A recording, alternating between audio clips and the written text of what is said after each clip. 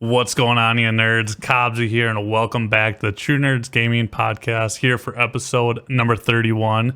We got Dan as always, but VIP is back. Mr. Austin, how are you doing? You're good, guys. I'm glad to be back. Thank you for having me. I appreciate it. Absolutely. It has it's been a while. Life events with Dan and not doing the podcast and everything, but we're back on a roll here. So today is going to be all about the Xbox Showcase. It just happened. Before we get into it, we're going to do our normal routine, but I think I already know the answer for Dan, but we'll jump over to you, Austin. What have you been playing, man? It's been a long time. So what I've been playing, I really just got done playing Dredge. I like 100% of that game. Like I fell in love with it. I thought it was like one of those fun indie games that I could not put down. Like I had to complete it, like be constantly playing it. And you get to explore this little tiny, like a bunch of little islands that all have different themes and different themed fishes. And there's like a secret mystery among like all these people and islands and stuff like that. And there's like all these mythical like creatures in the water you get to find and like different variants of species. So I thought it was really cool. But I've been playing that, and then I went back and played an old school classic. I guess like it's a cult classic now, but Spec Ops: The Line. Oh yeah, I remember you talking about that. Yeah, that was. I never played it before, but I always heard good things about it. And honestly, that story really had a good twist at the end, and I thought it was like a good like 10-hour gameplay. And then before that, it was Cult of the Lamb, and then 100%ing Hogwarts Legacy. What about you guys? Yeah, that's awesome. You 100% of that. I know you talked about it and mentioned it. Dan, have you heard about Dredge or no? Because it's an indie. I think I've heard of it. Yeah, it's dude, it's getting just raving reviews across all platforms, but whether that's gamers or reviewers. It looks like it's an awesome, like kind of eerie, but puzzle mechanic. What's the word I'm thinking of? Like storage management game, I guess, but with a really creepy twist. But did you play it on Steam Deck or just on your PC? So I actually pop between back and forth because Kay and I we would like watch TV show, I'd have it on the Steam Deck. And then she also, like, we would turn off the Steam Deck's Wi-Fi so it wasn't connected to the cloud. So she had her own save file and she would play it on the Steam Deck, and then I would be playing it on my PC. That's actually really smart. Yeah, so we were both playing it on the same account and then just had two different save files for it. But yeah, the little bit of jump scares that they have, because like if you don't sleep in like a certain amount of time, like your character will get like all like weary eyed, and there's like an eye, it's like all red, and it's like, oh my god, like it's all paranoid. But then like these giant like mythical creatures come out of the water like at random times and like try to eat you if you're like out fishing at nighttime. So it's pretty cool. But yeah, I highly recommend it. I've been wanting to play it, but unfortunately, in a good way, we've been having too much stuff going on with games. But I don't think Dan's has changed. I don't want to speak for you, but dude, me and Dan have just been grinding the shit out of Zelda. Unless you've been playing something else lately, Dan. I mean, I feel like the last two podcasts we've talked about how great that game is. Unless you got anything to add, man, it's just been Zelda. I actually started playing Pokemon Scarlet and Violet again. Ooh. Really? See, that's why I didn't want to speak for you, man. You didn't tell me that. I'm glad you waited. Mm-hmm. What got you back into that? They connected with Pokemon Home, which is like a bank for all of your Pokemon across all the different games. Okay. And so you can now, instead of just being limited to like the 400 or so Pokemon that were in Scarlet and Violet, you can now transfer in all the Pokemon from all of these different games. Well, not all of them yet, but a ton of them. Really? And so, awesome. Yep, they announced a new competitive lineup of Pokemon that are legal and competitive, and it's going to shake up the meta in a bunch of ways. And so it got me interested again, and this is kind of what I've been waiting for from them. Now, I'm excited for you, but you're not putting down Zelda, are you? Nope. Oh my god. Okay, good. Because I just had to check it out a little bit and transfer some Pokemon in and see how it worked. But because Austin doesn't know your like problem. Like, so this dude, like, I'm so proud of him, Austin. But over the years I've known him, he will like buy every RPG out there that's open world. He'll play like 10 hours of it and get too engrossed in the world of, you know, like fetch quests and like tower, you know, opening up the towers, like open the map.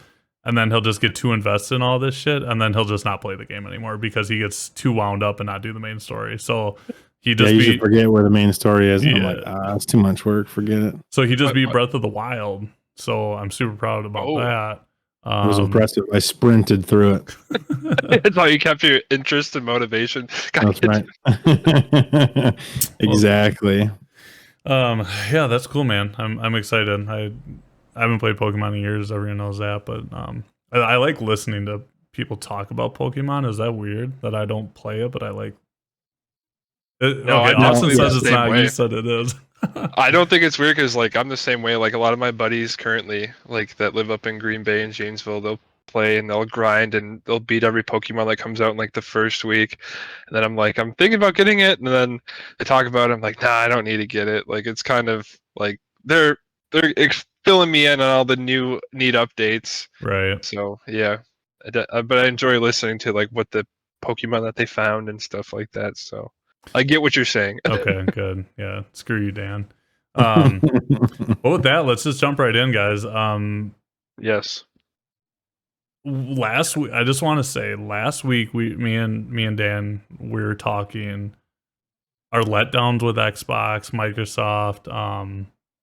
We both, you know, don't have Game Pass anymore, which kind of broke both of our heart. Just because we haven't had a reason to nothing for me to play. Like there's Right. better games that I've been invested somewhere else, and we're still both Xbox fanboys. Dan mostly, like I'm a big Xbox fan, but Dan is like diehard fan. And it was no hit against Xbox. We just didn't have a reason, and it was kind of a wasted money thing for both of us. And we didn't even do it with talking. Like I told him I canceled, and he was like, I actually did too. And so I just want to start this conversation out by saying that, and then Summer Games Fest, and we can hit that later, was pretty awesome. I will say, but then I didn't have expectations high for the showcase, and bro, holy shit! I know. I was. I didn't mean to cut you off. I'm sorry, No, but go like for it. as soon as I turned it in, I was like, "Hey, we're watching this today." I'm sorry, and like she got excited too. She's like, "Okay, you know, like we had no anticipation going into it. We're just like turning it on because you know it's Xbox Showcase, once a year type of thing. You know, we just watched Summer Game Fest, and right off the bat, should we dive into it like that? Like just Yeah, I mean, we can go, video. We can. Xbox dropped the gravity hammer. They did, and like a restored faith because this last like 3 months of games have just been like a drag. But like that first opening trailer to introduce like Star Wars Outlaws, I was like, "Are you kidding me? Like this looks amazing right now." Yeah. If you guys want to start any game, I mean, I would say we don't really need to go in any major orders, like because after I watched the showcase, because originally I was like, oh, let's go game by game by game. There's so many good games out there. I feel like we could talk about any game for a long time. So Literally, I mean, if you want to start off with your favorite, or we can go chronological, it is up to you boys. But there's a lot of shock and awe in my life right now with how good the showcase was. I can't even remember what was going on at Games Fest. Yeah, pretty much. yeah, I can't either. Yeah, it really put it to sleep, didn't it? Yeah. I mean, I guess Austin, you can start it off, man. You know. I'm sorry, but yeah, like a Star Wars Outlaws, like that. The protagonist that we saw with her little like furry creature, lizard, salamander, dog thing, like was just looks so cool. And from what I remember, like reading about that this Ubisoft game is that they're aiming. I could be wrong, you know, but it's going to be an open world type of like bounty hunter type of game. Mm-hmm. So if that's what this is, like, and we just got a taste of that, like it blew me out of expectations what it was supposed to be, you know. So like I'm pretty excited. This is from the developers of The Division, correct? Yeah. Yep. Yeah. So it's dude, I have a lot of questions, you know, but like I'm also don't want to dip my toes in too deep because I still want to be surprised when I play it. But yeah, I think weren't they going to reveal gameplay tomorrow? Yep. So like that's a lot farther along than we had thought. They kept this kind of under wraps, and the only thing very we knew much was so basically just like confirmed that they had a Star Wars game and it was in development. That's all we knew about it. That's all I knew too. And I mean, I think with the Star Wars IP being released in the manner it is now, opens up a lot of good things, a lot of bad things. But I was honestly expecting Ubisoft to kind of be a flop. But what I saw, I'm trying to be cautiously optimistic with all these games. I will throw that out there. I will throw that out there. But dude, yeah, I'm when Ubisoft does games good, like the past, they do them good. And if it's a home run. Yeah. And the fact that they were hiding all this shit and not just like pointlessly, hyping up and doing too early cinematics or too early launch trailers, whatever, usually means the game's going to be good in my eyes, just because they're like, hey, we know we got a banger. Yeah. So I don't know. I'm sure, Dan, you're ecstatic. You're Star Wars Yeah, fanboy. I'm pretty hyped for sure. It looked a lot more of like more in-engine kind of renders or very close to. It didn't look like cutscenes or drawn out like cinematics. It looked, I think, pretty close to what gameplay is going to be like, or at least like what the style and graphics are kind of going to be in the games. I guess we'll see more tomorrow. But from what I saw, I'm extremely impressed, and I love that they're just going to be able to take. There's no like expectations on this game. It's just like there's no movie that they're trying to link up with. Nope. There's no storyline they're trying to tie in with. I feel like there's just too much pressure on a lot of those things, and they all have to release at a certain time. Right. And that's why when they kind of like fail. And so just being able to like create their own story and just do something new in the Star Wars universe. I really trust the people that make the Division, and I think they're gonna crush this one. Definitely, because when it comes to open world stuff, I really enjoyed the Division's gameplay loop, and if it's the same style, I think it'll definitely be enjoyable, especially with friends. It's one of those things where it was always fun playing the Division 1 and 2 with friends. So I want a co-op game like that. Also, the environments that they created for the Division games, like they just like beat all expectations. I remember a snowy Manhattan, and it's like foggy, like there's this blizzard, and you're just running down the street. You see all the street lights, like that was just so, like, yeah, immersive. So like I'm excited to see what they do, like given a Star Wars IP, and also it's exciting to see Lucas Games coming and no longer being attached to EA. Right. So really excited, positive, cautiously optimistic, like you said. Yeah, with this one. So me and Dan just revisited the Division 2 about 10 months ago ish, and do their graphical update and just gameplay update in general blew my mind on how good that thing ran on our PCs. It was it was gorgeous and fun. We didn't play it long just because we'd already played countless hours in that game, but if they bring that type of graphical fidelity into this new game, it's gonna be awesome. So yeah. I'll go and they have a record too of like sticking with their games too, and so yeah, they're not gonna let it flop. Or if it does flop, they're gonna work at it. Go ahead. I think like worst case scenario, well, I guess like cautiously optimistic, it could go a bit of a mixed launch. I wouldn't say it's gonna like flop or it's gonna crumble or anything like that, but it could be like a mixed launch. Maybe some mechanics aren't quite flushed out yet, or just like some of the like little things that kind of become annoying in some of those games. But I definitely think they'll be able to get it to a pretty good spot eventually, for sure. I mean, they like the Division 1 went through its rocky stages in like year 3, and they were killing it. It was like the best the game had ever been. Everybody was jumping back on, and so yeah, definitely a great studio. Do you I guess I'll go next.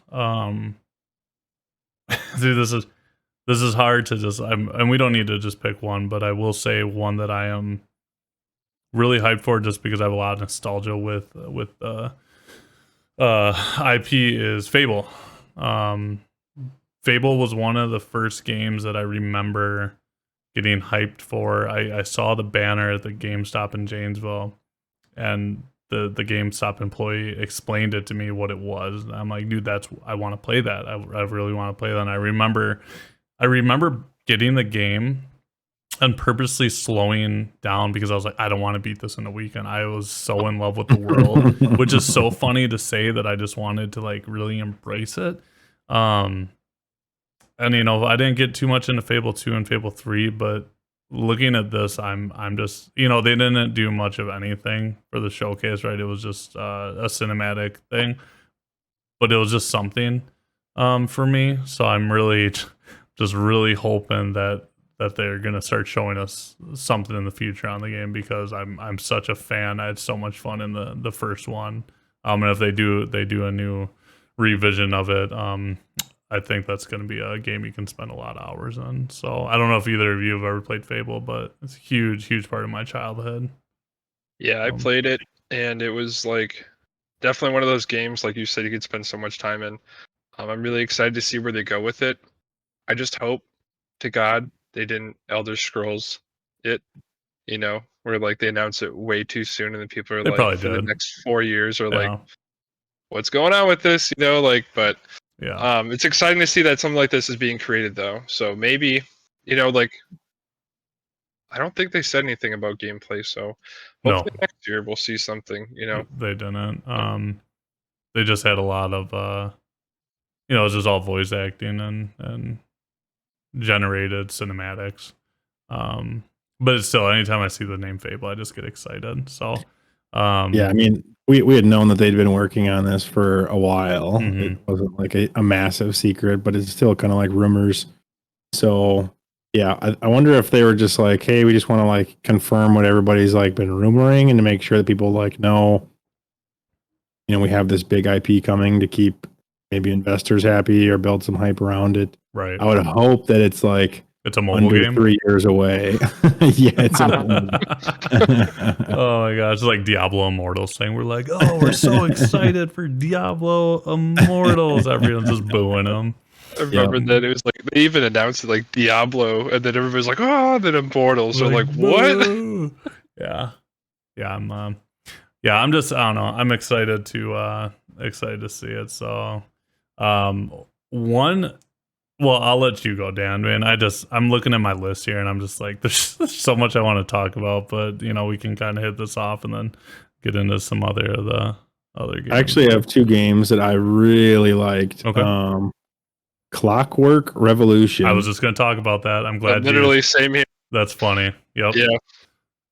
I guess we'll save the other one for later since we got to talk about this one. But yeah, that game, just like the setting, it just like drew me in kind of like right away. The guns, some of the like gameplay stuff that they showed. It sounds like it's going to tell a really interesting story. I like the first game that I ever beat, besides for like Pokemon, I guess it would be Crimson Skies for the original Xbox. Okay. Yes. And it was this kind of like world where everyone had planes instead of cars, and there were zeppelins, and this kind of gave me some of those vibes. Like, right, there's like big metal zeppelins flying around, and the guns are kind of like mixed in, and so it kind of seems like one of those like maybe like a Fallout future where Fallout was, instead of the microchip or transistor taking off, everyone went into like nuclear technology, and so this one kind of seems more of like what happens if, you know, like it's like kind of steam and mechanical powered versus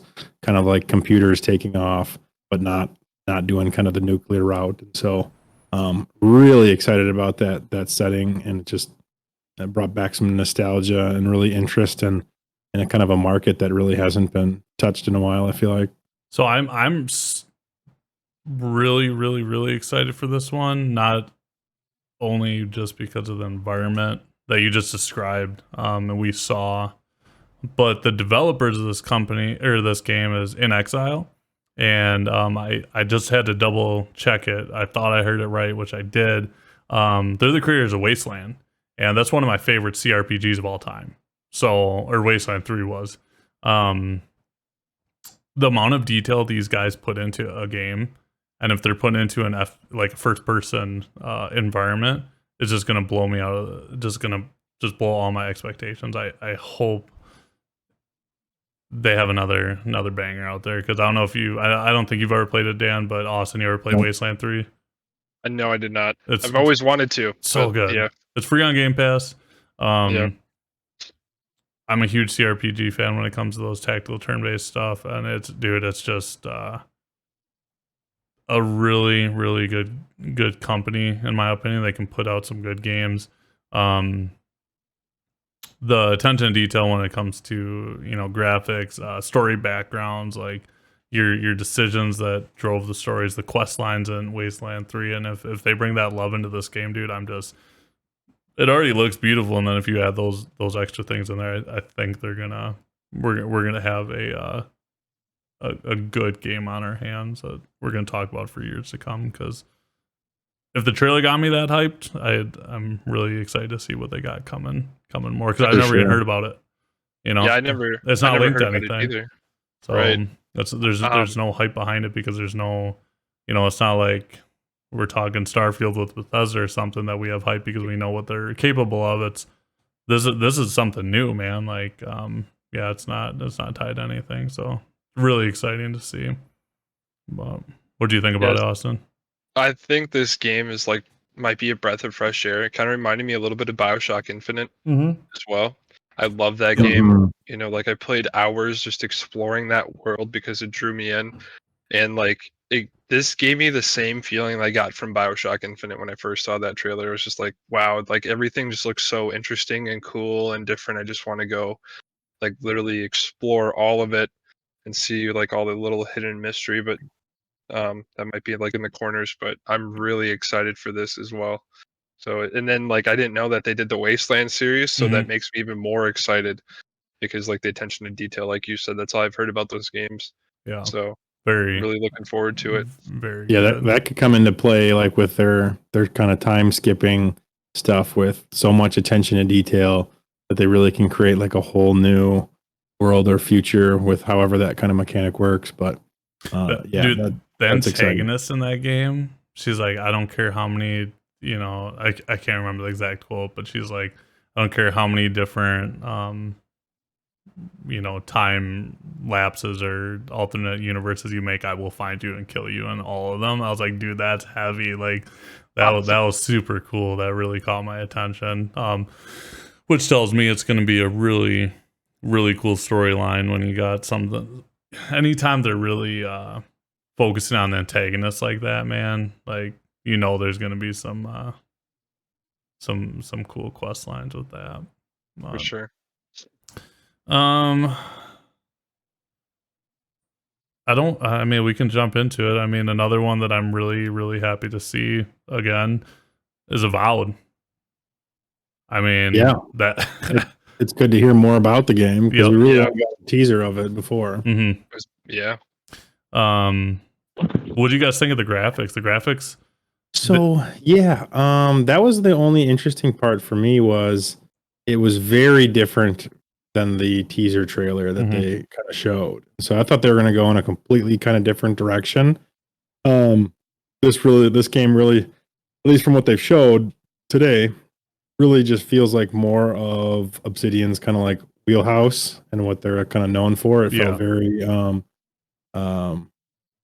Outer Worlds-esque, but like a little bit of like better graphics, but not wouldn't say like next gen graphic feel. At least that's what the vibes that I kind of got from the few things they showed off. But I was actually excited to see the graphics the way. Sorry to cut you off. When I saw the graphics the way they were, I actually got more excited because, like you said, it was that Obsidian feel. And they know what they're doing, obviously. And when I saw that, I was like, I just saw how well put together the gameplay looked. And it got me even more excited for the game, because cinematic trailers are one thing, but when you actually see the engine running how it should run, it just got me very excited, because I know a lot of people talk like, you know, it's kind of like Skyrim or whatever, any Elder Scrolls game. I think that's a very generic statement for it. I think even just seeing a little more today, I'm like, I think they got something unique cooking. RPG, obviously, but yeah, I'm big Obsidian fan, So this one's got me excited. I just think like the setting and kind of tone was different from like the teaser trailer too. I feel like the teaser trailer is very dark. Yeah, exactly. So I thought they were gonna go in like a completely kind of new direction and kind of keep that same style and motifs. And so either obviously they just like cooked up some like cinematic kind of thing, or they kind of had like a design reboot, you know, in the early stages of development. And like I'm still hyped for it, but it kind of just like caught me off guard from what I was like expecting when I saw like more Avowed. But Yeah, I felt the same way. Like I wasn't expecting so much color Mm-hmm. and like brightness, and it kind of looked very trippy at some times, and I was like, that's really interesting. Like I'm excited to see like the direction of this overall story. My buddy that was working on it like last year was kind of talking to him, like just teasing about it. He's like the one thread that really got me, you know, is like guns. He's like, how do they take the teaser trailer and they already know about guns being in the game? He's like, I don't understand that. He's like, we don't have guns, or we don't have anything like that. Come to find out, a year later, like he was. That's funny. And yeah, so like it's great to see him like being a part of this as well. But I Right. can't, not name dropping or anything, but Yeah, like, no. good for them. You know, this game looks fun. I can't wait to dive into it. Yeah, I think the one thing that they did keep true to from the trailer is the way you cast spells in this game is really unique. And I thought that was really cool, and that's where I feel like the color is awesome. You know, it makes you feel like your spells are actually impactful. It did look, so I will say that it feels like when I saw, you know, him kind of doing like the circle spell cast, it felt like the other like two first person spell casting games that are like coming out or just came out recently. With the first one was a Forspoken, and I think EA's got one that's kind of they've kind of like call it like a first person shooter but with magic. Or even like Ghostwire Tokyo. Yeah. They all have this like big circle, like, you know, red color thing going on. And so it kind of seems like a theme across some of these different games. I will say a lot of the other ones seem like they're really heavily relying on like these like particle effects and colors all over your screen. And this game seems a little bit more like toned down, like more invested in the gameplay and not just trying to like show you flashy lights. I agree. The whole time. And so stimulated that way. Yeah, a little overstimulated in some of these other games. You can't even tell what's going on the screen. There's just colors everywhere. But I will say, yeah, it looks a lot better than I think the other ones did. And so I am pretty excited about that. Just having Obsidian's name back in this game is really what I mean, I've played quite a few Obsidian games, but like Outer Worlds is one of my favorite RPGs of all time now. I didn't 100% it, but I was at like 94% or something. I played through it four times. Phenomenal game. The amount of detail they put into, again, storyline, and like that game character building a little bit like more small compared to but you look at like Pillars of Eternity. You know, you want to talk different scales, right? Like, man, they definitely they know how to do both spectrums. I agree. I feel like they probably pumped Outer Worlds out to like get something out, and it feels like they've been working on this one for a while. Yeah. So they've really been able to take their time. Well, and then they got, you know, Outer Worlds 2 as well. So yep, they got that in the works as well. Yeah. That studio that once used to be so small, just working on New Vegas, has grown to something seems like a giant now, you know. Yeah. I mean, I even remember New Vegas, like they were so talented back then, and it seems like they haven't lost who they are, even with the size gain. Because like you look at BioWare, classic example. You know, it's like, okay, they were the best of the best, and I feel like Obsidian is taking over the crown, man. You know, unless BioWare does good with Dragon Age 4. I really think my breath, sadly. I think Obsidian is the one that are. I don't even think they're knocking on the door, because like when's last good time or good game BioWare launched versus how many good games Obsidian's had in the last 5 years. Well, I think a lot of it is like EA's focus on like microtransactions and live service, and a lot of these other, pivoting these companies, these studios that aren't like passionate about live service and forcing them to do live service games usually ends up really poorly, right? And so I think you can see that with Redfall. I think, they were kind of like forced to like try and pump out this like kind of live service game. And nobody was like interested in doing it. They didn't want to create a multiplayer game. They just wanted to stick to their guns. And I think EA forced BioWare to like create something that they weren't ready for, and they couldn't focus as much on the characters and the dialogue because they had to focus on everything else in the live service and the combat and get that all fixed and synced. And the problem is too, if you look at the main people who have left BioWare, it's bad. Like I can't think of the guy's name right now, but they essentially say he is BioWare. And he's working on his own. I can't remember. I don't want to speak like an idiot. So I'm just going to stop talking, but that's just my point. Is like there's a lot of people that have left BioWare, and then too you got the pressure of EA saying, hey, you need to do this.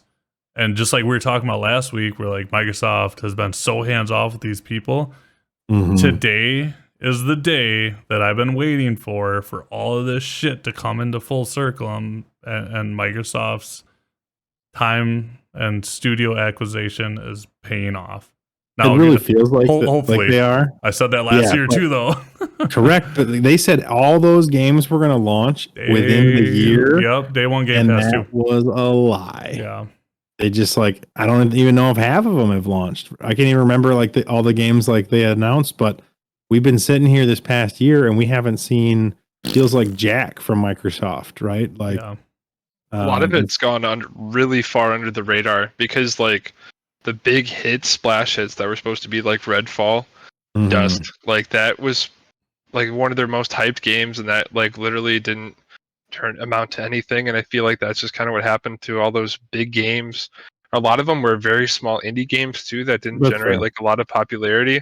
Like so they're kind of using that scapegoat. Like, yeah, this game was probably already done. It's an indie game, smaller studio, so they could release it. But the bigger ones definitely just felt like they left no impact at all. Like forgettable. It was funny. We had a podcast the day before Redfall launched. And I was like, dude, I want to play it because like I was itching for a co-op game, and Dan wasn't really even into it.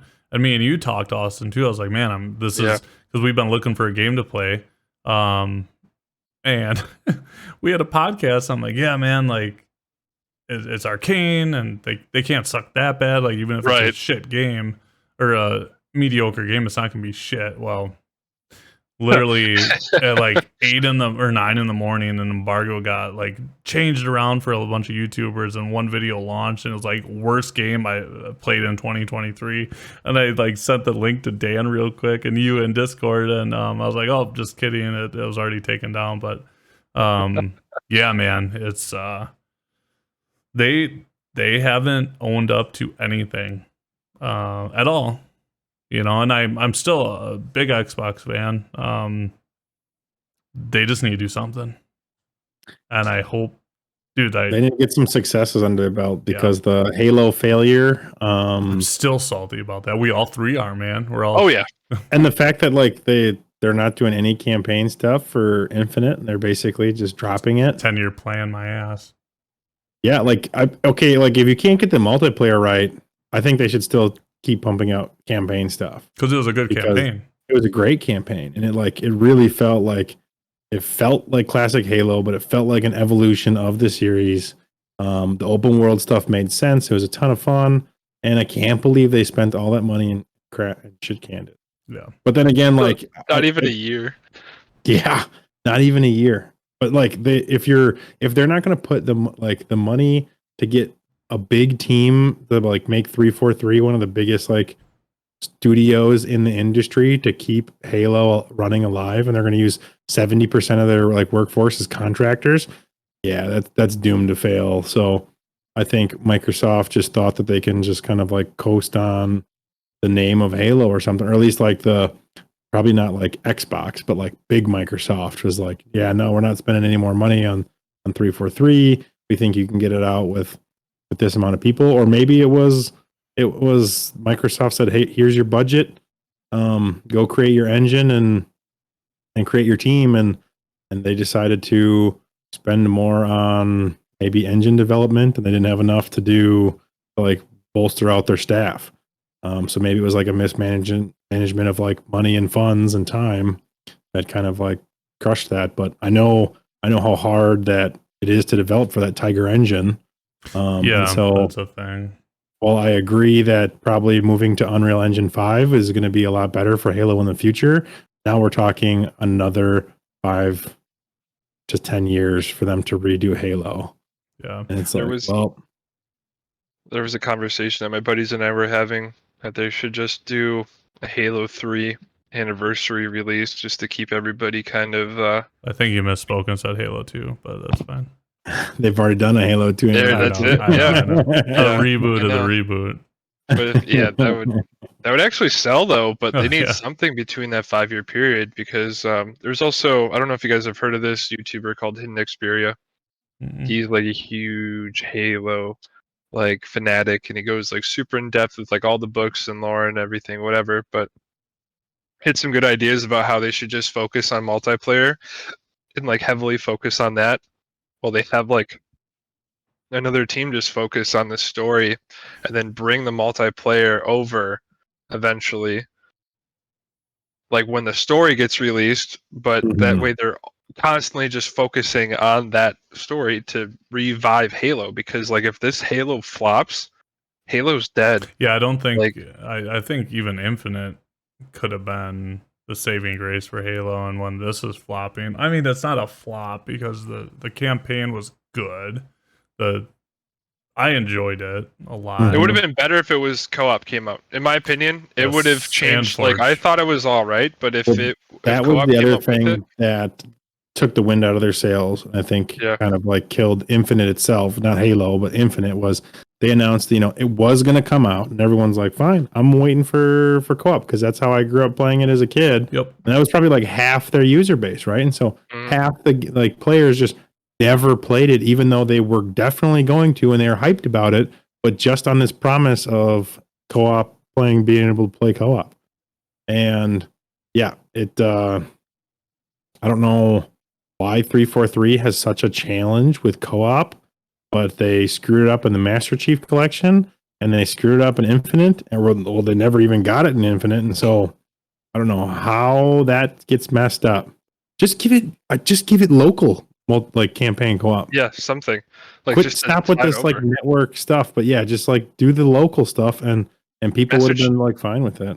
Master Chief Collection is still broken. Me and my buddy have tried the last 3 years to complete Halo 2 on Legendary, and we will always get through Delta Halo halfway through it, and we will black screen and timeout and have to restart the entire mission over again. So every time that happens, we're done with it for another 3 months until like an update comes out just to see what happens. That's been 10 years. I bought an Xbox just for the Master Chief Collection because I had a PlayStation 4. But, but people won't be selling their PlayStations to buy Xboxes because if a game's an 11 out of 10. Right. I disagree with Phil Spencer. Usually he's right, but if Halo's banging and Starfield's banging, people are buying Xboxes. Oh, 100%. Especially free with Game Pass. Yeah. That was the reason growing up that I never switched to PlayStation. I did in college, and I ended up selling my PS3 to go get a freaking 360 Elite again to play Halo. Yep. The good old days, man. I think they underestimate it a little bit. Like, yeah, he's not going to convert the people that have spent $4,000 on their digital library. But eventually, when if they get enough money, they might buy an Xbox as well. Yeah. If they've got the money to spend $3,000 or $4,000 on a games library, then they may want to check it out and they'll get an Xbox too, or they'll get the Series S because it's super cheap and it's a way to just experience the games. And then what about all the like families with new kids growing up that have no digital library? Mm-hmm. What are they going to choose? Well, they're going to choose the PlayStation because they have like rocking games and they're pumping out with them. But yeah, if you don't have Halo and Starfield is a flop, then yeah, you're not gonna. But Starfield comes out on Steam too, so you know. Yeah, I mean, like, yeah, there's like the PC side of things, but like, right. yeah, not I mean, not what, many what people. Phil was really going after in his statement was his like console sales, and he wasn't going to convert that many people, and he may have not fully converted people. People would have bought both, right? Or some people would have sold. I mean, people with how great Fortnite was, dude, people were buying consoles left and right and switching over and buying anything they could get their hands on. People that have like never played video games in their life, they have no digital library, and so if you can create an experience like that, yeah, you're gonna like sell consoles and you're gonna move them. So, I understand where he was coming from, but I disagree with his statement. I think games are the way to like keep selling and keep your system alive and compete with Sony. And Sony seems to be at a spot where they don't know what they want to do. They've got their couple of single player experiences, but they seem to be pushing this live service stuff. And I don't know if that's going to work out for them. So I think that's a mistake. Yeah. Really hammering and holding on to the coattails of their previous successful games, like, and it's almost biting them in the ass. You know, like I think they're waiting to see about the next Metal Gear game that might help them out a little bit if it succeeds. But like another thing with like The Last of Us coming out for like the fourth time in like 10 years or third time or whatever, and then they don't really need on to PC. be pushing. Yeah, that's a killer right there. Because and then that studio has said like they don't know if they're doing a Last of Us 3. So what other IP, what new IPs have Sony come out with in the past couple of years that are selling consoles? Yeah, not new. Yeah. I mean, they got they're all old. Final Fantasy, Last of Us, Final Fantasy, Spider-Man, God of War is what they're just like sitting on and banking on people like buying consoles. But and they're just taking a backseat drive about like watching Xbox buy all the studios, and it's like, what are they doing? Well, they bought Bungie. Or I was just gonna say Bungie. We could dive into this. It wasn't announced, but Marathon being revived. Yeah, we talked about that last week, and I mean it was just a teaser trailer, but I mean that's going to be on all consoles. That's not that's not an exclusive thing, right? Which makes me happy because like when you look at the exclusivity of a lot of things, I feel like people lose money by keeping stuff exclusive if it's not selling a console. So not many games today. It's going to be tough to have a live service game that's only on PlayStation. Right. When it makes your sense. Player base is just going to like kind of die or peter out. No. Yeah. So that's why Starfield needs to do well because it's only coming to Xbox and Steam. Right. Mm-hmm. You know? So, but it's more focused on like the single player aspect. Yes. So if they got Halo going and Starfield, then you would have consoles. You got some bones right there with just those two games. Yep. And now you flush it out a little bit more with like you've got your Forza series and your Forza Horizon series. Fable, that's a huge IP. If Obsidian can start, clicking on all gears and you got Outer Worlds and Avowed, that's a lot, to go off of too. Just looking at like some of the other games that they announced, like they got a lot. I agree have a lot going on. So Xbox is in a weird situation though because of PC Game Pass. In a good way. Yep. Right? Like I understand I kind of understand what Phil's talking about, that he's not trying to sell consoles because people are going to be using a PC as well. But there's always going to be that market that will never build a PC. So, okay, let's think about if Halo does something eventually, Obsidian's doing bangers, Bethesda hopefully is doing a banger. I mean, dude, you can spend 1,000 hours in a Bethesda game and still be looking for stuff. Like, there's literally YouTube channels just built on Skyrim, not even Elder Scrolls, but Skyrim. Just Skyrim. So if you got Obsidian, Bethesda, and Starfield feels like it could be that game. Yeah, it could be a 10-year game that you're just like playing nonstop. It's so massive. Right, that right there would probably sell consoles if Oh, and then Avowed, right? Or I already said Obsidian, but you know what I mean? It's just like that's gonna sell consoles. And then 2, you're gonna have your PC player base. Like me, I'm not gonna buy a console to play it because I'm gonna be playing on PC. But they're in a weird situation where they still have the ability to sell consoles, but they don't really need to at the same time. I think what Phil was trying to say is I'm not trying to make my bulk of money on consoles. Like, hey guys. So I can see both sides of it. He's not trying to make Win the his console money war. on 30% of all digital sales like Sony is. Mm-hmm. Sony, they could be happy as long as they break even on their God of Wars, on their Spider-Mans. Like they don't need to make money on those. They could spend an astronomical amount of money, but as long as they get rated 10 out of 10s and they sell consoles, they're making 30% on every other game that person buys. That's Sony's strategy, and that's what Apple is doing, that they're only going after the 30% of digital sales. So Phil's, I guess, his real statement was like, yeah, we're not going to be going after the 30% sales. We're not going to be trying to push consoles on people because of our games just so we can get 30% in all the other games. We're trying to sell Game Pass. Yeah. We're trying to sell games on PC and on Xbox, and we'll sell them wherever you want to play them in the cloud. That's kind of what he's going for. Is he's trying to get as many studios as he can so he can make money on as many games. He's trying to make money on the games versus the 30% cut. And I agree that's a pretty good strategy. Yeah. They need to start hitting on those. Yeah, like they can't have flops like they've had That's these last 6 months. Like, yep, that strategy will fall apart pretty quick though if you can't sell the game. So another one coming out, to get back on track here. Well, there's a lot. So we already hit Forza Motorsport. I know, Danny, you're a huge fan of that series. Or we didn't already hit it, I'm sorry. But Forza Motorsport, we talked about it a little bit. Where to go for you, Austin? Metaphor Refantasio, which is from Atlas. Yes, that actually, because and then Persona 3 Reload and Persona 5 Tactica. Yep. So Persona 5 Tactica it's like a tactical game, you know, like in the Persona. That first one that you mentioned looked a lot like Persona. Mm-hmm. You know, like I really enjoyed the Persona games. The longest games to ever be created are the Persona games. Persona 5 is the longest game you could play.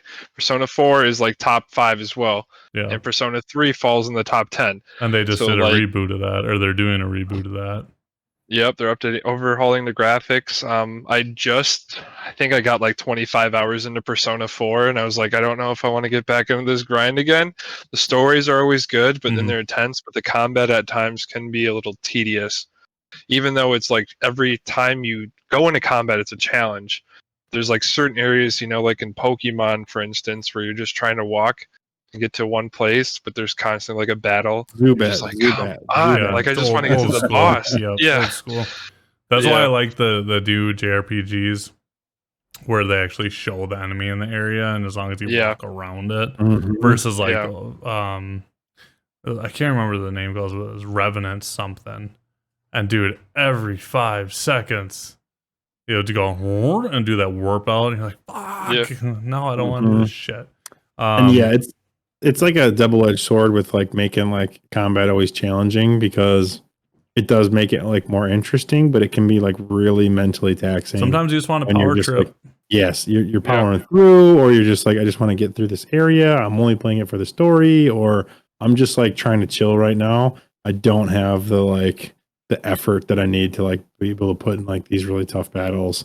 And so it can make the game like always fun, or always like really focusing on your brain. But if you're just trying to like sit and relax and you want to have a power fantasy that you've already put in 30-40 hours into a game, and you want to go like smack some people around, it really sucks when like the world levels up around you, or like combat's just always challenging. Big one we haven't hit yet. Cyberpunk 2077 Phantom Liberty. So, what I will say, I haven't played Cyberpunk, but I was scrolling through the direct or the showcase because I watched it after, and I hit this awesome cinematic. I started watching. I'm like, dude, this is fucking tight. Like, this is it.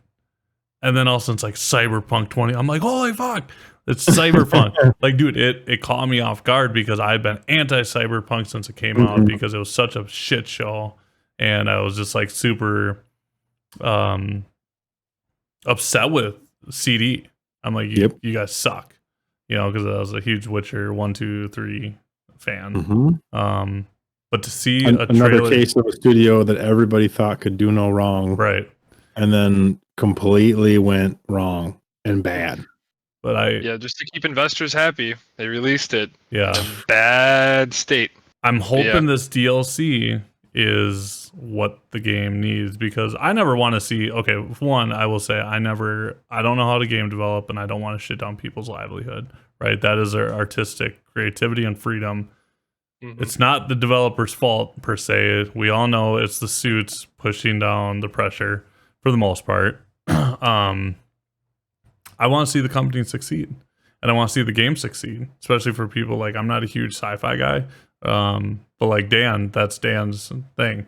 You know, I want to see the game succeed for people like that, for people who have the awesome hardware to push an awesomely beautiful game. Or that's just a horrible word statement there, but you know, an awesome game with beautiful graphics and a good story, like the game how it should have been. So when I saw that trailer, man, and then also it was like Cyberpunk, I'm like, holy fuck, like that I might want to play the game then, you know, depending on how the DLC comes out. So I don't know what you guys thought, but I thought it was pretty freaking awesome. I think this is what they need. I think Cyberpunk's finally in a pretty good spot, like bug wise and mechanically. I'll be right back. And so they need like, another like big title or a big push for everybody to go out and like get Cyberpunk or download it. I'm just a little torn on them selling celebrity personalities. Yeah, that was like the one big thing, like that I don't like. Keanu Reeves is awesome. He's a good dude, but like to do that, I feel like when games sell out like that, I always kind of like expect the worst, you know. But like, I'm really excited to see them or where this goes. Hopefully, it gives a little bit of a jolt, because like I know they put a lot of work into it these last like 3 years, and I would honestly love to see the game do well. Yeah, for sure. Same. And I know it got a big resurgence when the Cyberpunk anime came out. Yeah. And like there were some pretty big updates that like fixed a lot of things and made the game a lot better. And so this could really be like a turning point for the game as long as it's received well and they put a lot into it. And it sounds like they have. But it does seem like a little bit like they're using Idris Elba to like sell it. It seems like CD's like Red's their strategy is to slap a celebrity face on it. But nobody wants. You could be using that money instead of hiring dude exactly. to put into the game, or hire a couple more people. Yeah, and I feel like Keanu like made sense. Yeah. In the initial one, and it was really cool to see like an actor that involved in like a story of a game. But I'm just like I'm a little torn that they just like are using it to like sell the game. Now, I mean, like, granted, they do it in movies, in voice, like CG movies all the time, right? They sell voice actors like Jack Black and in Mario and Chris Pratt and all those people, and so why not do that in games as well? And you talking about Keanu? No, Idris Elba. I love in Idris, Cyberpunk. I don't know how I Just feel about that part of the the announcement. I don't even know who is that. Idris Elba. I'm horrible with celebrity names, dude. What is he in?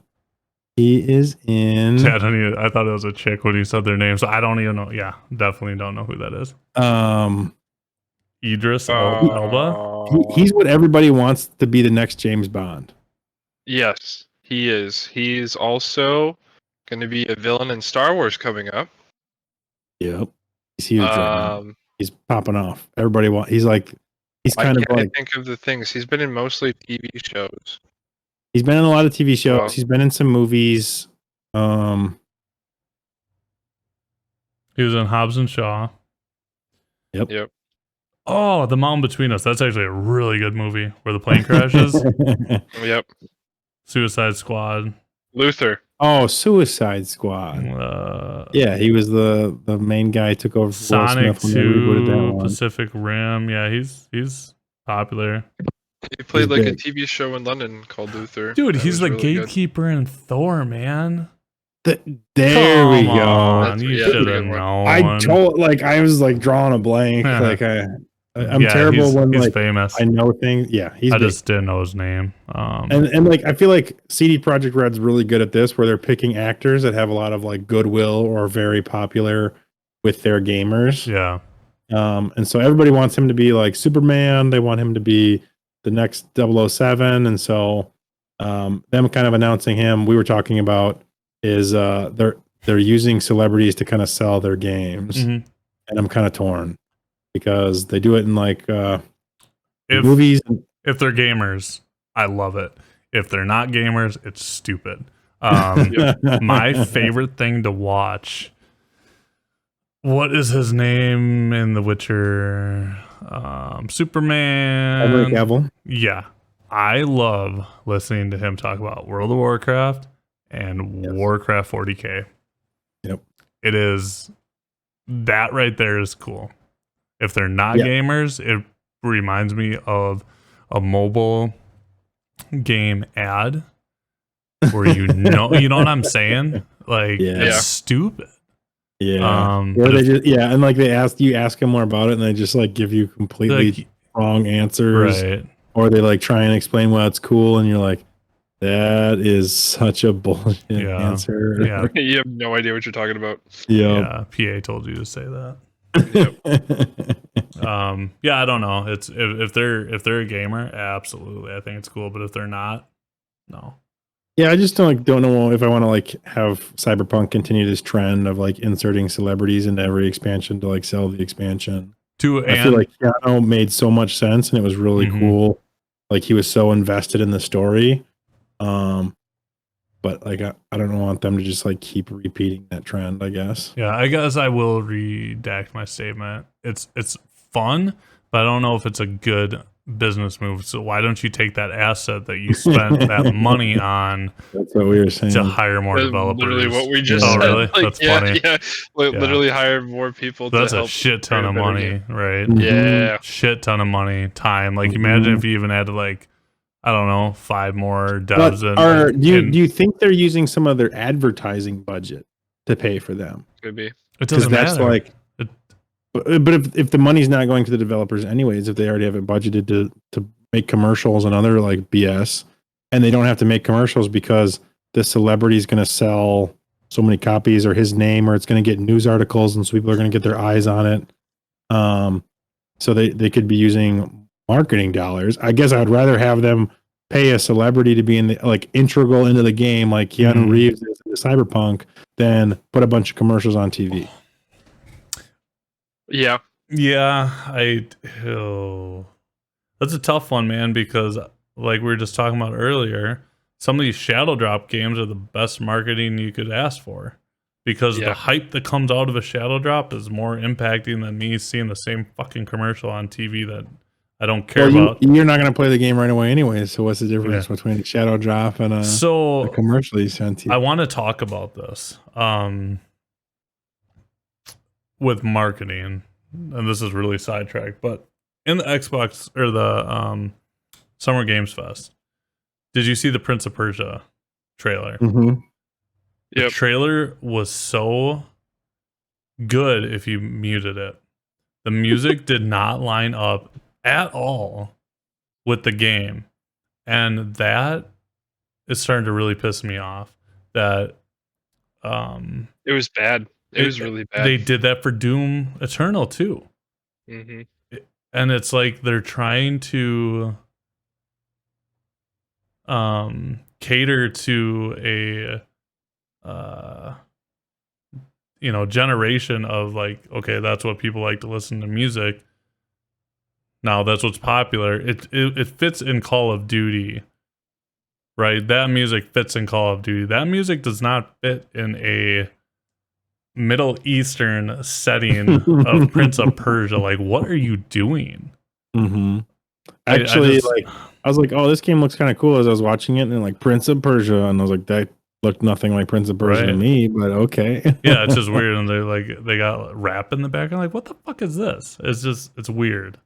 It's weird. I Yeah, don't, I that have a is big something needs like. to go away.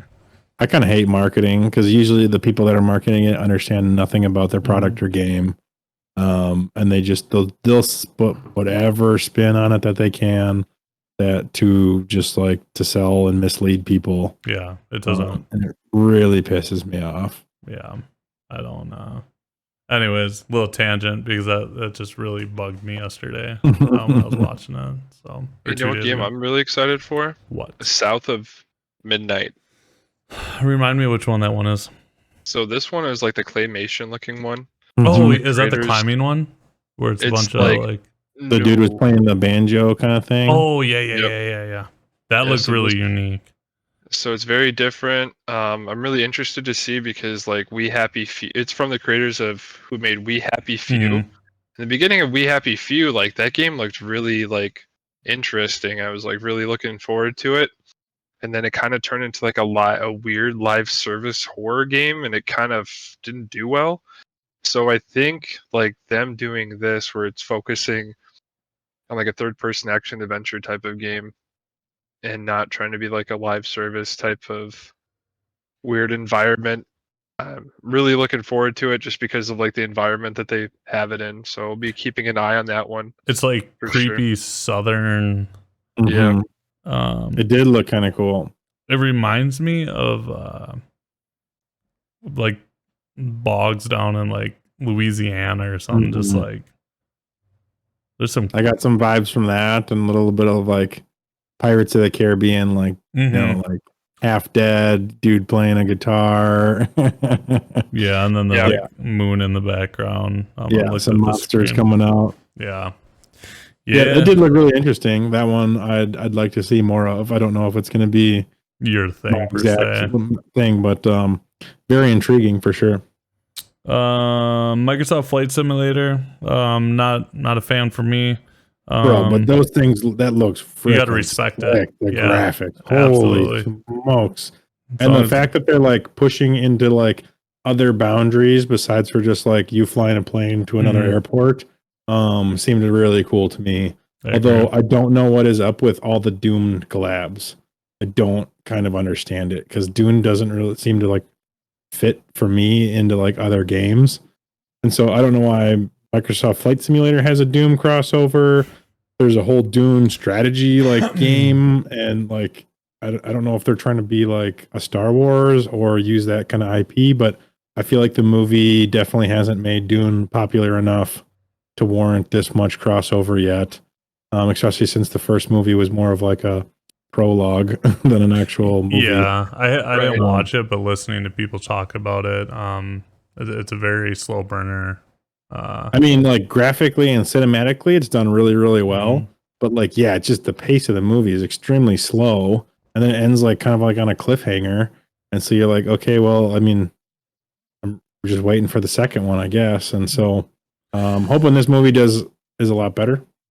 Alan Coming Wake out. 2, I forgot about it. Dude, there is so many games. Or wait, no, that was That was Summer's Game that Fest. was Summer Games Fest. Never mind. That was one of the few big things from Summer Game Yeah, Fest. there's just so much stuff going on.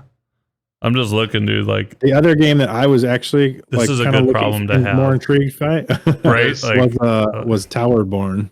Tower. That's the climbing one, right? Is that the one that? You like it was like set in this like city is this big tower, and you have to venture out and figure out why humanity's been like stuck in this tower. There's kind of like monsters everywhere, and it's kind of like seems more of like a movement strategy-esque kind of thing. What's you're the trying to climbing one? Before we continue on, there's one that it's like laid back climbing adventure game. I just saw this. Anyways, I keep saying, is that the climbing one? I can't remember what it's freaking called, but anyways, I'm sorry, Dan. Continue. Yeah, I don't know what climbing one you're talking about. Towerborn is made by Stoic. They created Banner Saga. I don't know if you know what that is, Dan. Austin, you probably do. That's a big big IP RPG.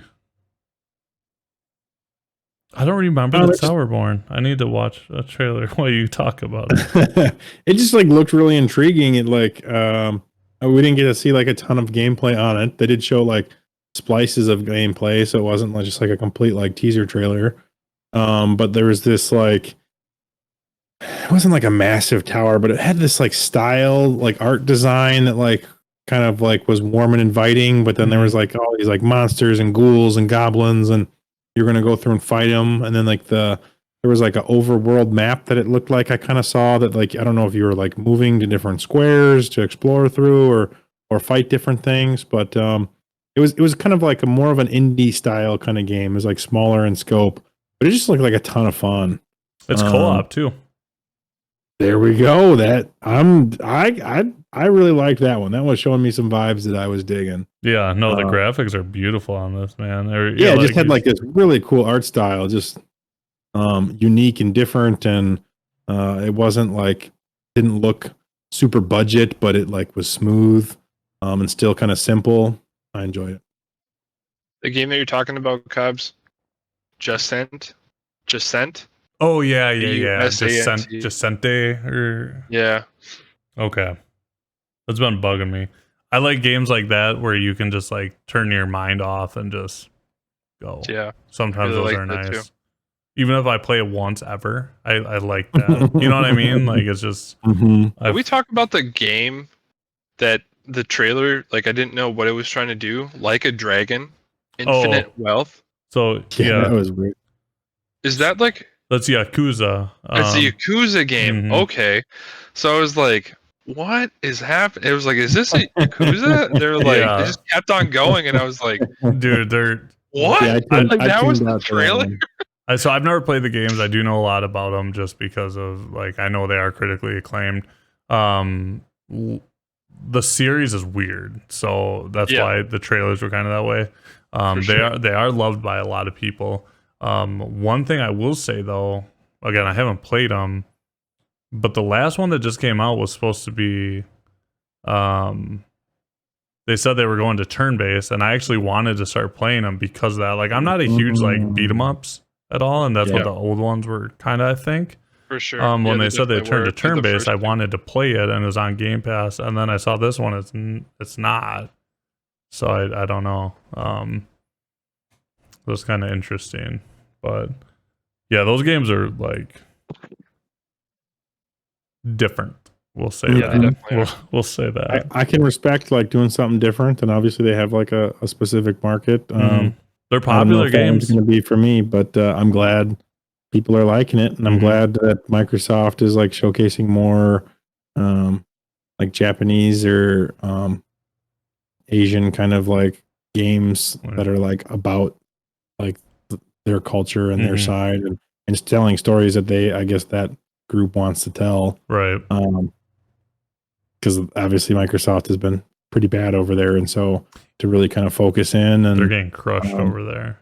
Yeah, and to put some money, and then just like I think they've like started to realize, if you localize the voice of the stuff, you do so much better. Right. Yeah. Like, you really thought that you could just like I don't know. There could be some have really a great Japanese games accent all of a sudden. It's like but if there's a game I have to read the subtitles for the entire game, I don't think I'm playing it. I'm sorry.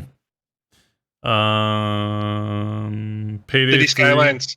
Oh, yes, City Skylines. That's up your alley. That game looked like graphically incredible and complex, and it looks like they've been putting in some work.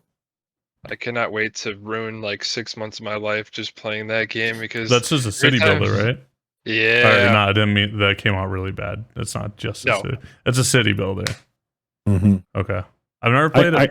I feel like the flow is very like Civilization-esque, where like you're managing all these things and you're building, and you can just completely lose 8 hours worth of time. For sure. Just And it goes by in like a gone. blink of an eye. Yep. I just want to do one more thing. Just one more thing. Dude, Yeah, that's Next thing you Age know, of Wonders it's not 4 for coming me, man. Yeah, it's like, out. let me just do one more turn. One more turn, all since 3 in Yep. the morning. You're like, fuck. I Mhm. work tomorrow. That's, yeah. I had a coworker who played Civilization once, and he just like kept playing it, and all of a sudden like the sun came up, and he's like, "Dude, it's a Tuesday." I had to call in sick to work, and so I uninstalled that game, and I Oh could never my- play it again because it just sucks me in. It became his life. That's incredible. I was actually Yep. just thinking about this. You know, we can kind of roll into Starfield after this if you guys want, but you just talked about the sun coming up. When Elder Scrolls V Skyrim came out, I got it midnight release with Zaspel, and I went home and I played it all day and all night until the next morning, and all since like 6 in the morning, and I mean literally 30 hours straight. That's And- insane. And when That's it comes to a launch, that is what I praise Starfield is. Because the amount of exploration and like getting lost in a world, hmm you know, I It just seems there's so much you can do as well. mhm. Just like if you want to do just like ship combat, you can just do ship combat for like ever, it seems like. Or if you want to like collect resources and explore planets and build up like, build up like a base building kind of thing that way, you can do that. Or if you just want to go, Wild West and gunslinging and shooting everything, you can do that. Like it's crazy that there's like, Gonna be it seems like insane. 3 or 4 different complete games like rolled into one, and it all makes sense. I think where Bethesda used to shine, and I hope they come back. I mean, I shouldn't say used to. They had one bad game. Okay, like that's what people got to realize too. One of how many games has been bad, right? Yeah, but it was Um, pretty bad, and it was really money hungry, and they kept being money hungry about it. Yeah, that's true. Like you can still purchase a Fallout First subscription to Fallout 76. Okay, till this day. whatever. Anyways, They'll keep selling you stuff. okay, so Is that still Bethesda though, or did that go over to like their sister company that kind of like focused on that? no, ZeniMax is Elder Scrolls Online. This is Bethesda straight up. Oh, I see. Okay, never ZeniMax mind. is awesome, dude. They do good with Elder Scrolls Online. Yeah, they do, because when they take the reins over stuff, they fix it. Yeah. But I think what Bethesda is really good at, and what I want them to be continue with, is the need and the want for exploration. Like you literally get engrossed in this world. And if Right. Starfield does, like, I'm trying not to be as hyped as I felt as I watched that showcase, the Starfield showcase. Oh my god. Like, dude, the graphics look good. The voice acting, I'm watching their lip sync up with the voice actors, and it was amazing. It was pretty good. Some of that still feel to me. I saw a couple parts that felt a little last gen. It didn't feel like what would be like I guess Jedi Survivor. Like you get like that seems like that's a when you're talking to people. Well, even that game, there's a couple people that like it seems like they did Cal really really well in that Mhm. game, and so when he's talking, it's like they nailed it. But some of the other side characters they didn't like do as well with. I think You I can always just tell give I give Bethesda because I give them a break because their games are so big, and honestly, Oh, that's like for sure. the bugs and the glitches is kind of like a humorous part of it. Yeah. But looking at what they have, it feels next gen to Bethesda. Oh, for sure. There was a lot of it that was very next gen. Yeah. And it feels like I was thinking about this today that if Destiny could do a game like that, an expansive, if you just took Destiny and Starfield, put them together, hmm I'd sell everything I own and just keep playing that game for the rest of my life. One of these days we're gonna make it through without Dan having a Destiny Oh comment. man. I'm just, dude, I have like 5,000 hours in know. Destiny. I And know. before that, I've never been able to put like 50 hours in a single game. And so it's just like, that just speaks to me. Destiny does. Yep. I mean, it speaks to me too. I just I was less prone to being patient with their bullshit as you were, good sir. Yeah, for sure. And so I feel like I honestly feel like what I saw today, they shored up the shooting, the shooting combat. It looked good. It looked the first It looked time they really showed good. it off a couple months ago or whatever it was. I was like, ooh, I don't know about this. It seemed very like cyberpunk esque, where like the gunplay like wasn't why you play the game. Like bullets are just like flying everywhere and spraying, and Yeah. that's not like what the game was about.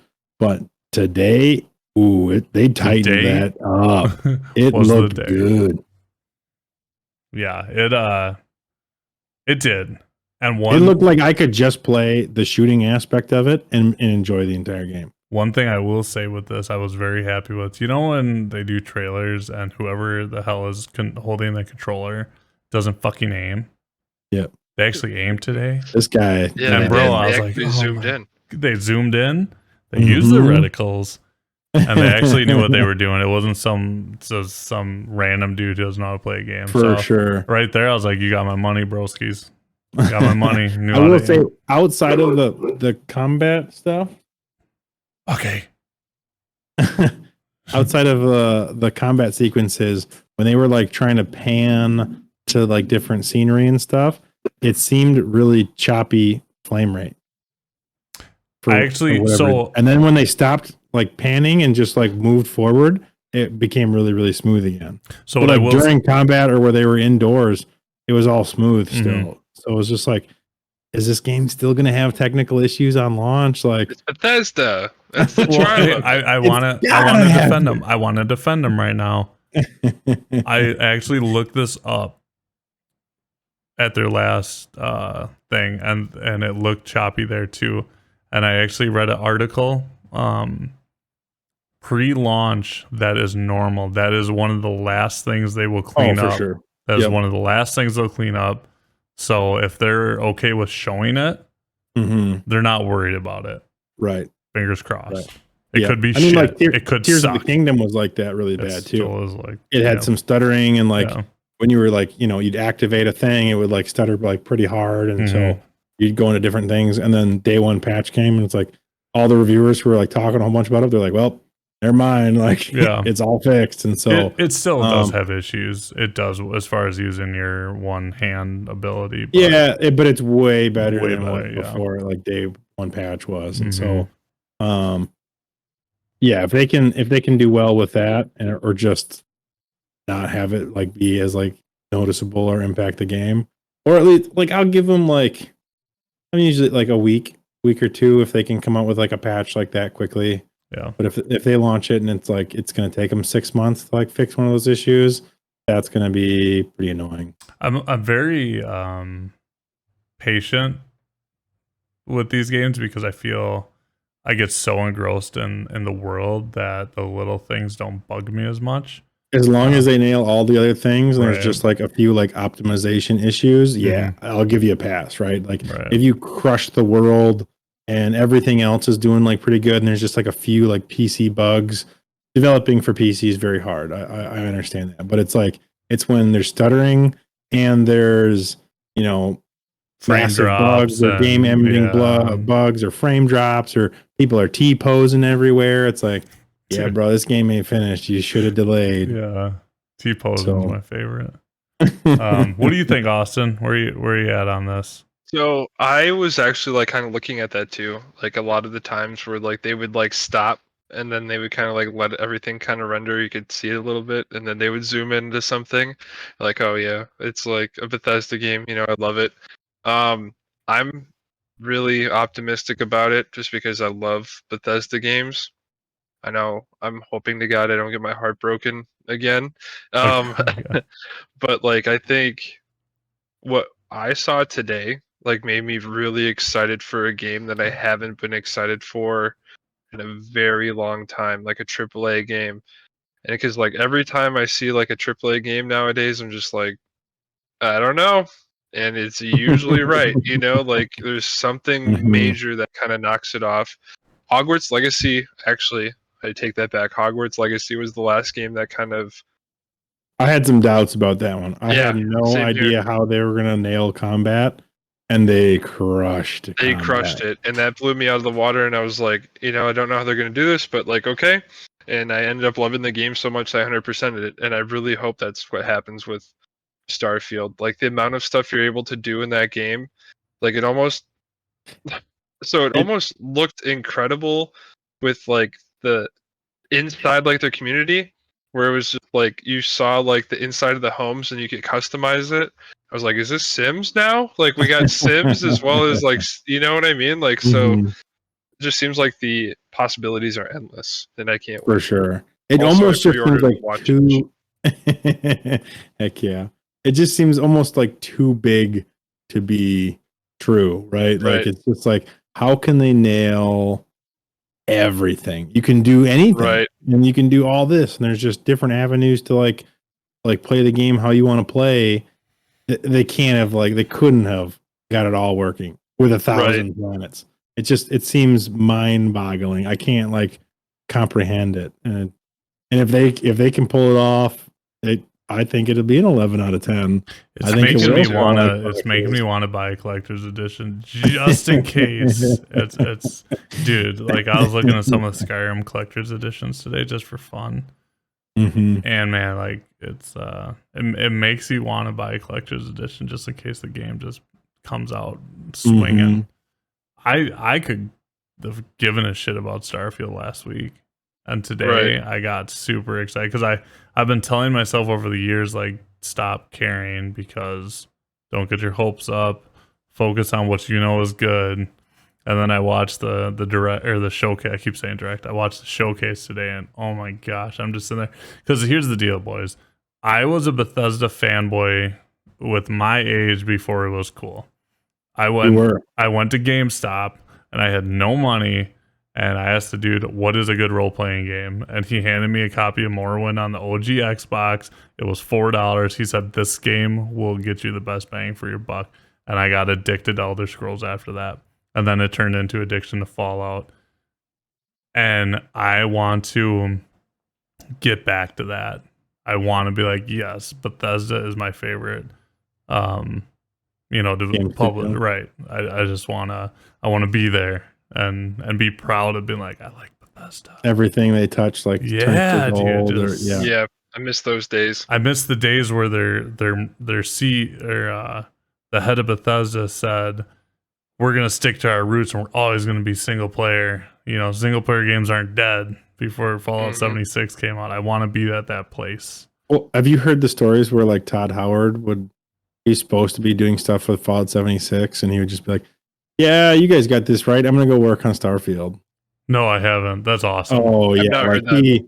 he had just like didn't want anything to do with Fallout 76, and he's been working on Starfield like the entire time. That makes me And- give even more hope. So he's been passionate about this, and this is I feel like has been a lot of people's in that studio's like baby. Like this is where all the like passion and energy has been like funneled over the years. And Fallout 76, if you looked at it, was just like a bridge gap. It was a money grab because they had nothing needed coming money. out Yep. until Right. Starfield. And that's why they sold the Xbox, was because they had nothing for like 10 years. And that makes sense why Fallout 76 sucked, because Yes. if you're forced to do something and you don't have passion about it, it's going to Mhm. reflect, right? Oh yeah, for sure. It's going to reflect. I don't know. I was the nerd playing RPGs when all my friends were playing other shit, and like it just reminds me of my childhood of Bethesda games, and I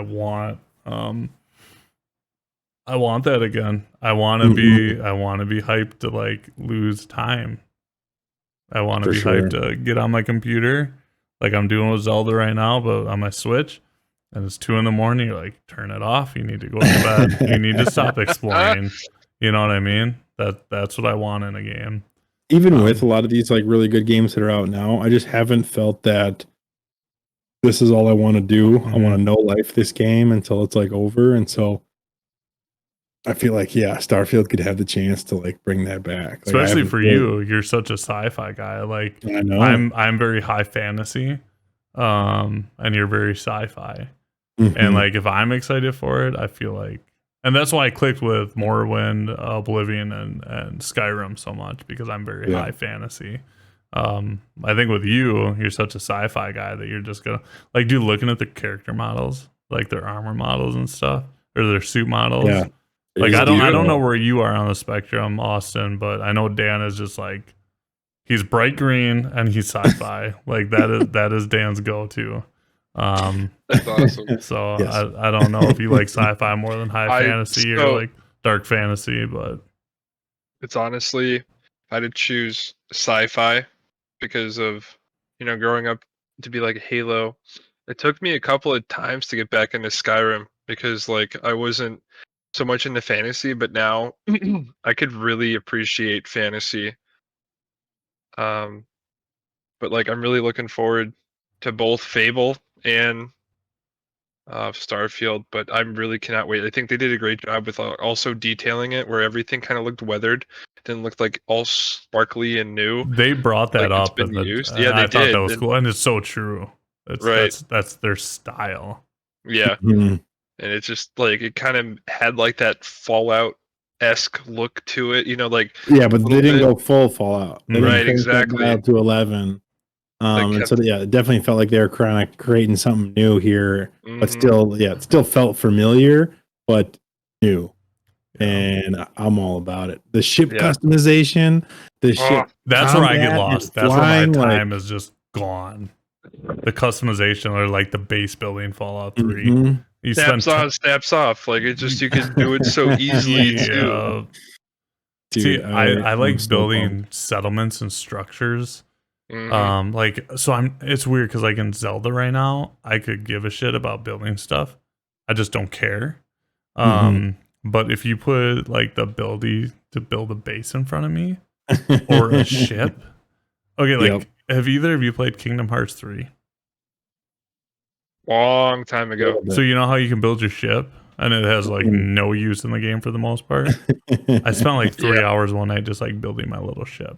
Like I just really Yes. get into that. So if like and Fallout 3 I spent a lot or Fallout 4 excuse me, Fallout 4 not Fallout 3. Fallout 4 I spent a whole bunch of time like finding the best area to build my settlement. I found this castle and I built in the castle and Well, yeah, it like grounds you, right? Or like pulls you in and you're to the just like world, yeah. immersed This is into that mine. world. Right. Yeah. And like the fact that like there's all those facets and they all work like seamlessly and like yeah, it's gonna pull you in so much. And that's kind of what I was talking about. Like if Destiny was able to do this, right? Like Destiny has ships and there's space travel, Mm, but you don't actually fly the ships ever, and you can't fly them. But in this game, like you can, and that's a big part of it. And then you go down on the world and do it. And then like it just makes Destiny feel so small compared to this game. right. It This really game does. is gonna have 1,000 worlds, and like you can explore the whole world. And Destiny has 8 worlds, and you can explore a tiny section Of that's the like world. pre-done, yeah, for you.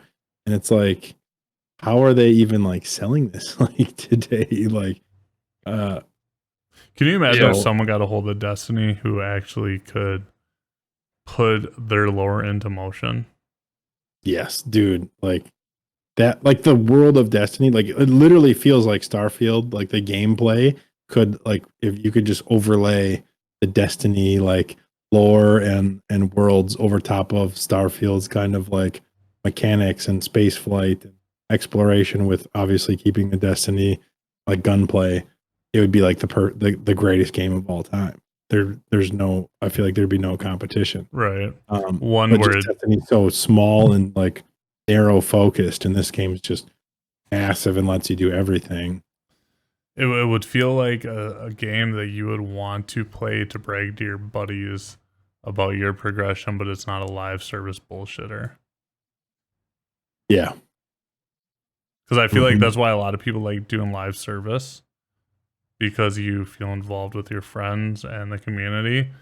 Mhm. But then you look at games that aren't live service but have hundreds of hours of possibilities. Yeah. Where you still want to go to the forums and talk about it and talk to your friends about it. And like that's what I feel like Starfield might be.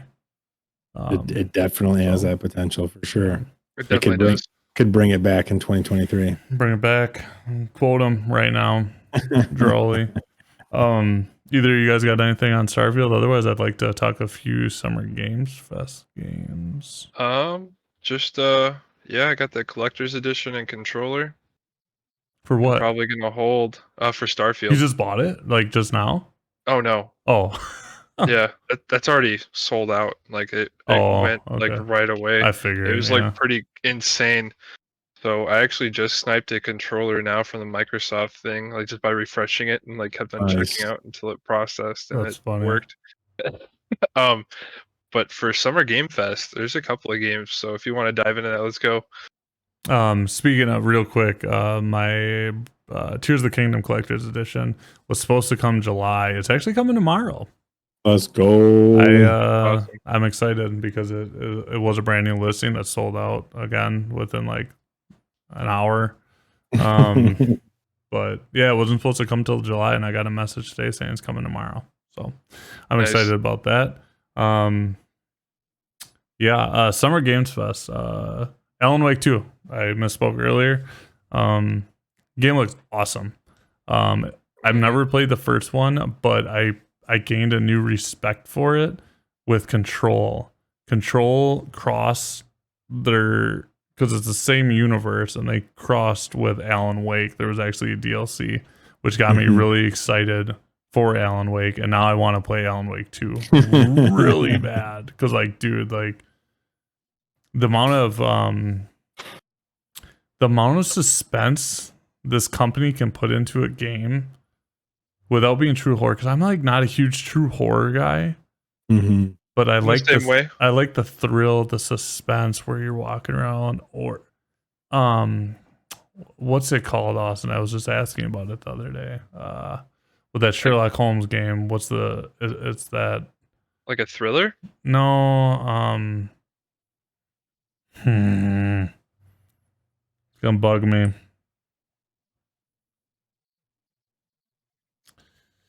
Hold on. Wait. We text too much. Actually, not really.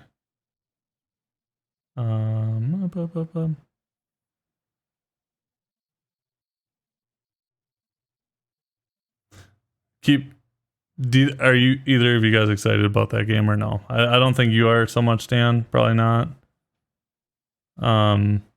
Austin, do you think you'll play it or no? Yes, I love the first Alan Wake game. I love like how suspenseful it was. Like it honestly just felt it was like a mystery around every corner, and you didn't know like what you're gonna get into. It just gave you enough like That sounds momentum like to the like worst game or I like could ever butt play in my pucker to life. keep on like going through and running through the game, and like still the environment it was in too, like the forest of like Seattle, Washington, and like Tacoma area was like really cool. It was kind of rainy and it's had like a really Lovecraftian. good Lovecraftian. Lovecraft. Yep. So Yep. Lovecraft is an author who wrote really their suspenseful stories that are unexplainable, and that's what like Control is. Everything Oh, I going see. on in that world doesn't make sense to like the normal brain. Right. You need to like really get out there to like try to like comprehend it. And that's essentially what Alan Wake is. Control is this new Sherlock Holmes that came out. And after playing Control, I actually found out I love the genre. Never would have thought, because it keeps you on edge, but it's not jump scares. It's just really like you want to know more. It's just driving the plot. You know what I mean? I feel like I could really get into Control, but I don't know much about Alan Wake. But the setting and like what I've seen of it, it just sounds like I would not enjoy it. It's a little creepy.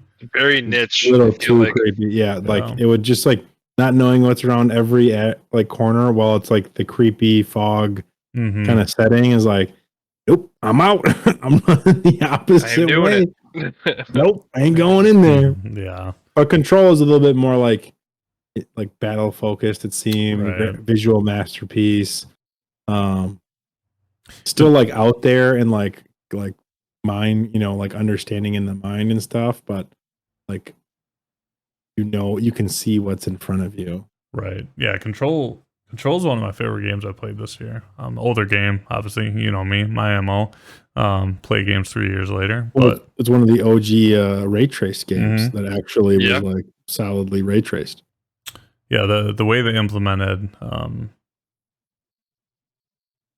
Alan Wake into Control, though, it was just amazing. So that makes me want to play Alan Wake too. Yeah. Didn't they just did the remake, right? Alan Wake just had a remake come out last month. They did. Yeah. Or 2 months ago, something like that. I might do it. Say I really want to get into Alan Wake 2. I'll play Alan Wake 1. I don't know if they're connected, but that was one of the games that let's calculate this timeline here, right? So Alan Wake just came out, relaunched last month. So in 2027, I'll play it. You know what? And Fuck then you. 2 or 3 years, and then in Alan Wake 2, he'll 2027. Oh man. Whatever. I bought Zelda day one. Okay, I fucking stood in line for you. Thank you. I forced him to though. Yeah, and now I'm more addicted than you. It's a very good friend. Yeah. So Summer Game Fest. Yep. All right. So I already said my piece on my first game. Awesome. What do you got? Oh, Road to. Hold on. Gotta make sure I say it correctly. Road to Vostok, I think is how you say it. I've been following this game since it got announced, man. There's a demo out right now too if you want to play it. I'm really excited for this game because I'm a huge Escape from Tarkov fan, even though the game makes me madder than hell. Like I have such a rage towards that game, but like this is like a spiritual successor of that game, but more single person. Or single player. What did I say? Single person? Single person. Anyway. It is late. It's almost 11. But yeah, I'm really excited for that. Really want to see how that game grows and like the enemies in the future, because I know it's still like probably like a couple years out, but the guy that's been working on it has really been taking his time and just kind of like putting like a lot of good fine detail into it. So yeah, you should. Fun. Are you following them on like Twitter? Yep, on Twitter. They put out stuff like weekly, like, hey, look at this weapon, or and again the demo. There's a demo out right now, and they do like, demo. There's small demos, right, for certain areas and whatever. But yeah, Dan, have you looked into that game at all or no? Nope. I'm trying to look it up right now. I can't find it. It's essentially like it gives me Stalker vibes. Gives me Stalker vibes. It's essentially like it's an extraction, but like there's multiple maps. It's very hardcore survival, so very realistic.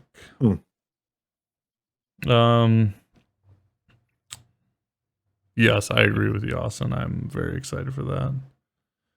Dan, was there anything that stood out for you?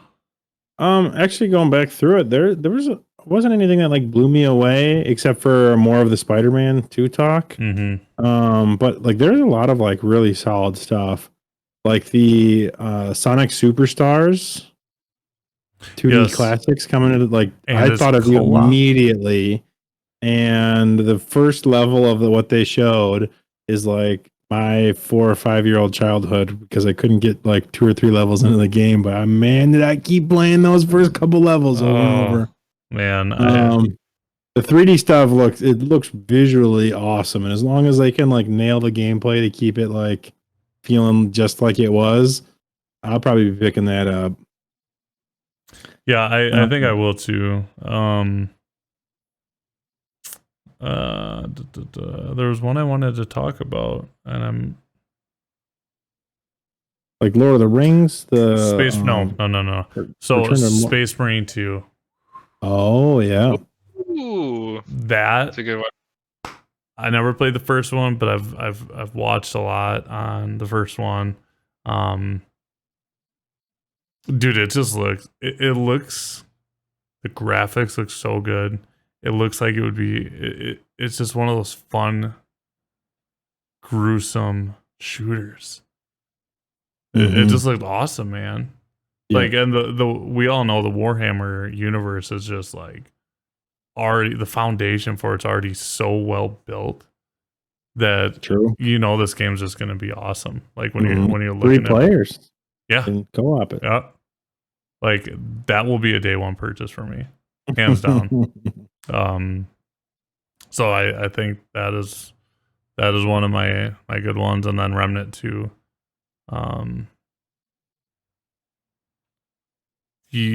Austin, did you play Remnant from the Ashes or no? No, Okay. I always wanted to. Yeah, it's a Souls like but it's a third person shooter. Right up my alley. I didn't play a whole lot of the first one. I played probably 12 hours of it. And I got pushed off for another game, but really enjoyed everything that it had to give, and it sounds like there's a lot of updates for the better for the second one. So, and they actually have like a PR team promoting the game, because the first one, it was just like, here you are, it wasn't really talked about that much. So, or at least I didn't think it was, because I thought I was playing like a niche game when I played it. But anything else? Just trying to think. Mortal Kombat 1 looked good. Like, I'd Yes. actually like consider like buying it and playing it. I'm not like a huge fighting person, but if like the story and like the gameplay itself is like fun, then I definitely like purchase it and play a little bit. And I haven't had the motivation to play Mortal Kombat since I like owned the original Sega Genesis. So, Yeah, that looked pretty solid. Looked like they were going like in a new direction for the franchise, or like really like doubling down into what they're good at. Star Trek Infinite was announced. That looked interesting. Probably not going to be a purchase for me, but if the Star Trek fans out there need something, because they've been sorely lacking in the video game department. There's that Pal World with, it's like Pokemon but with guns. that looked interesting. It looks interesting. I don't know. It looks a little like too much like Pokemon, and I feel like the setting would suit it being more like Digimon way better than Pokemon. Like, I don't want my rabbit going around with a gun killing everything, but in a digital world, like, everything's just like ones and zeros. You just deleted some bad code. It seems like it would fit that setting a lot better. But the gameplay, I haven't been interested at all in it, but the gameplay that they showed off was like, well, maybe I'll take a look and see what other people think of the game when it launches, because it was interesting. That's for sure. One game I completely forgot about, and it's because it's going early access, which I'm kind of fed up with early access. Honestly, I understand why companies do it, but I feel like it's not being utilized properly. Like Baldur's Gate 3, for instance, when me and Austin used to work together 3 years ago, it was launched EA, and it's finally coming to full launch this August. So that's not early access to me. That's like your game's just partially fucking done, right? It's not. I don't know. I'm not a fan of it. I'm a huge Larian Studio fanboy, but like 3 years is way too much. Anyways, Witchfire. You guys see I just saw that. I've been following this for over a year. Good. Game Ranks did a upcoming first person shooters thing like 2 years ago or a year ago. And I've been following it ever since, because, dude, it looks like just the setting itself looks phenomenal. You got the old school weapons, magic, like, bro. I love it. But then I saw early access, and I kind of just like, I'm not playing at early access because I get mad. You play a lot of the game in early access, and you don't have everything at your disposal. By the time it actually launches, you're bounced off the game. Like, what are you really going to bring back to me that's going to make me revisit this game? You know what I mean? Like, I haven't played Baldur's Gate 3. I've owned it since the first day it came out on early access. I played it for an hour and then realized you only could play the first couple chapters. I'm like, why would I want to replay through that again? I understand some people like repeating games multiple times, but that's not me. That's not me. So I'm sorry for cutting you off, but it's weird to me when single player games do that. You know what I mean? Because there's not a lot of people who are going to go back and try to like tap it back into that when they already experienced it. Most people are looking for new experiences, right? But for like multiplayer games, I definitely bought into Yeah, it does make sense. Like Hell Let Loose, for instance. I just bought that game when it was in early access, alpha in 2018. I didn't even have a PC then. I bought it because I was like, damn, this game looks good.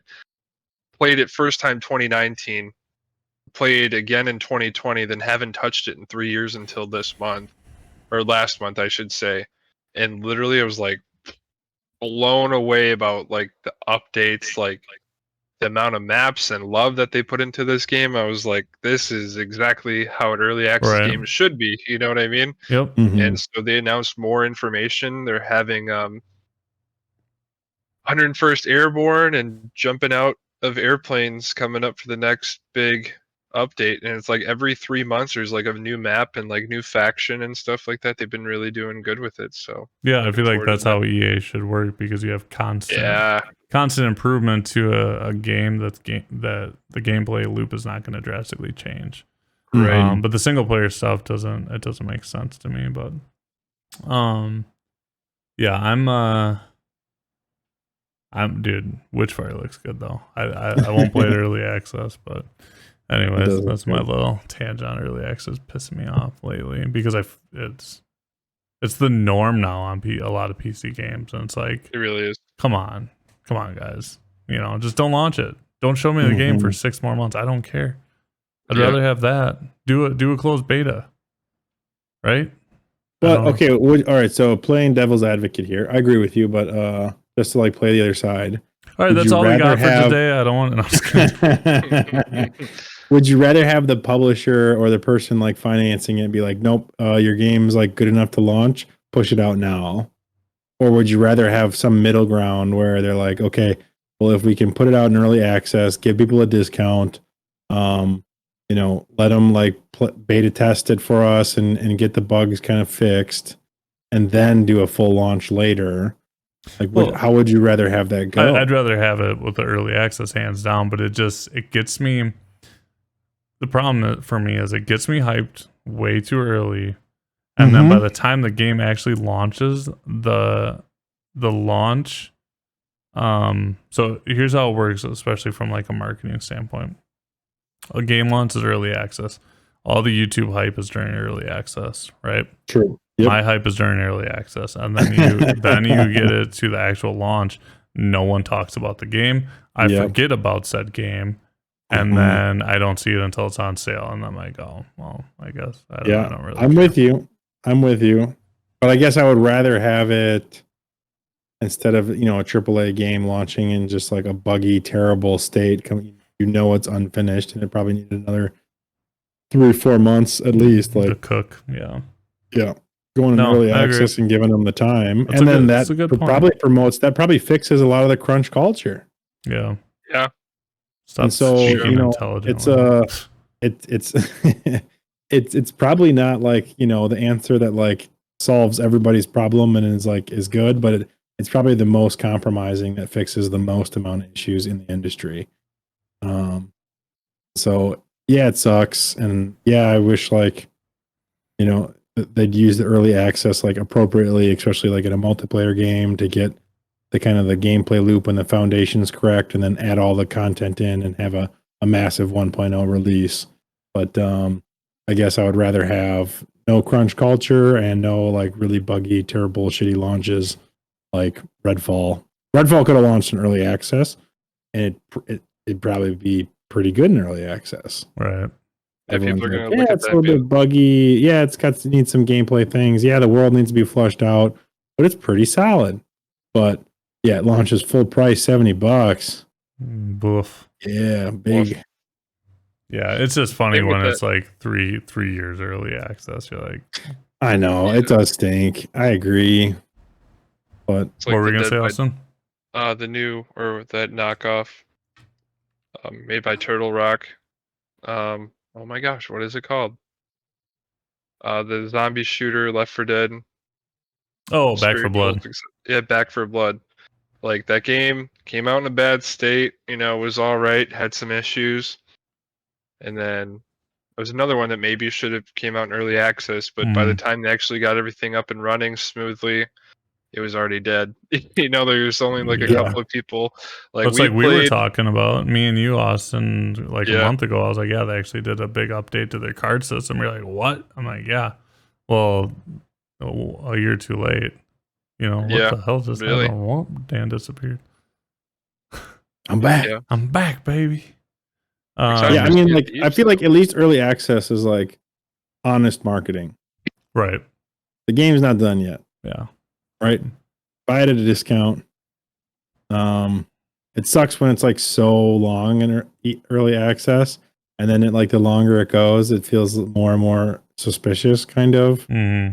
But I guess I'd rather have that early access label so that people know when they're buying it and going into it that there's going to be some issues. And then my thing is always set the expectation, right? And early access, that label sets the expectation that you may run into some bugs. The gameplay loop may not be finished, or there may be a lot of things that aren't quality of life stuff that might be annoying. And so at least people know what they're getting into, and they probably have a much more positive experience with a game that's not finished and that has the early access label than without the early access label. Right. Companies just saying, well, it's good enough, ship it, we'll fix it in 6 months. Ship it. There was actually, and I would say some of the I think early access fits way better in the live service category, because it takes most games 6 months to a year to figure out their end game and to get the economies ready. So if they were to launch some of these games in early access and then have everything ready to go, the live service model makes way more sense. I agree with that. One more game I want to talk about, and it's actually bouncing back to well, I will mention this, we don't need to talk about it, but Senua's Saga Hellblade 2, there was an update for that, or an update on that, not an update for that. But then I can't remember what it's called. This is bugging me. Too many freaking games. It was the one where they're on a ship. It was like a horror. Sea of Thieves. No. Monkey Island. No. Beautiful. I'm actually kind of excited for that. Monkey Island? Or Sea of Thieves? Oh, yeah. It's a Sea of Thieves Monkey Island update. That game was just so fun. If you want to just brain dump and just relax and just fuck around casually. Yeah. I've never played it, never touched it. We should try it because Austin's a big Sea of Thieves guy. Okay, now we're talking. I've played it. I've tried playing it solo a couple times. It's it's not really a solo play kind of game. But my brother and I have played it briefly together, and man, did we have some fun. Just fucking around, and it was great. Still wakes the deep. The first person narrative horror genre from the creators of the critically acclaimed Dear Esther. Essentially, it looks like you're on an oil, not a ship, but an oil. Okay. What's the oil rig? Yep. Thick, dark, perilous North Sea waters. All communications are cut off. All exits are gone. The only way to defeat the horror board is to face it. So it's essentially like a cat and mouse game. The opposite of what Dan wants to play. But dude, it looks great. It looks just like it looks like BioShock. But more horror influence and not first person shooter. It looks sick. Yeah, I'll appreciate that one from afar. I'll stream it for you. And then last thing, unless you guys have anything else we should talk about, what are your thoughts on the Xbox Series XS Carbon? Dan, I love it. I think the Xbox Series S has been getting cheaper and cheaper and cheaper, and now there's this big price point gap, and I think that bridges it, and that's a lot of people's first complaint about the Xbox Series S is there's not nearly enough storage for games. Now I wish this console also came with a RAM upgrade for memory, because the Xbox One S, the only thing holding it back, besides for maybe the storage, but you could upgrade that down the road even if it was extremely expensive, was it's RAM. All the developers have said that have had issues developing for it, said it just has a lack of RAM to play games at like these next gen games at 1440p. And it's got the CPU horsepower, got the same CPU as the Xbox Series X. So it's got that nailed down, and it has the same graphical performance as the Xbox One X. So it should be just a absolute win, but they cheaped out on the VRAM / system memory because it's all shared in a console. What's the original Series S memory? Or I'm sorry, storage. It was 512. 500? Yeah. Okay. So yeah, that's a big upgrade. It is. That's a huge upgrade. And I mean, so everybody's like said like, okay, by the time you buy the 500 gig expansion card or the terabyte expansion card, you're paying you for might the as well X. have bought the X. And so this kind of slides in there in between that price point. Mm-hmm. And I think it looks good. It offers some visual difference between everything, and I feel like it fits that like market need. And it's I feel literally like the Elite. Right? I feel like exactly. I feel like they can officially drop the price of the Series S to $250, and I think everything starts lining up really good. And I think that the Series S at $250 is a great deal for 512 gigs if you're just like needing dirt cheap to get into gaming. And it's something that Sony has nothing in that price point, those price offerings. Or even too, like not even just getting into gaming, like an additional room Xbox, bedroom Xbox. Now, my other complaint with it is if they weren't going to do the like memory upgrade because they didn't want to make a whole nother SKU of Xbox for developers to develop for, I want a Blu-ray drive. If it would have, when they were announcing for it and they said, increased storage, is like add a Blu-ray drive and I'm buying it today. Right. And I forgot about that. Come with one. And so I still use my Xbox One S as my like upstairs Blu-ray player for everything. And so if this one would have had it, I'd have been like, no brainer, done, bought it. It's going to be great.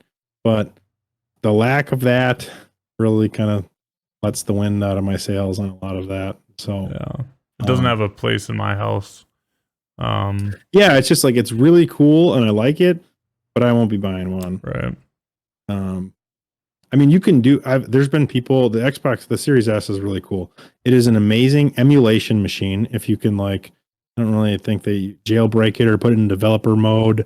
And you can like attach like a game library of all your old PS2, Xbox One, all these other games. It's like one of the best price to performance, like emulation machines that you can get. So that's really cool about it. You can use, it has a browser, so you can use Microsoft 365. You can use it as a PC.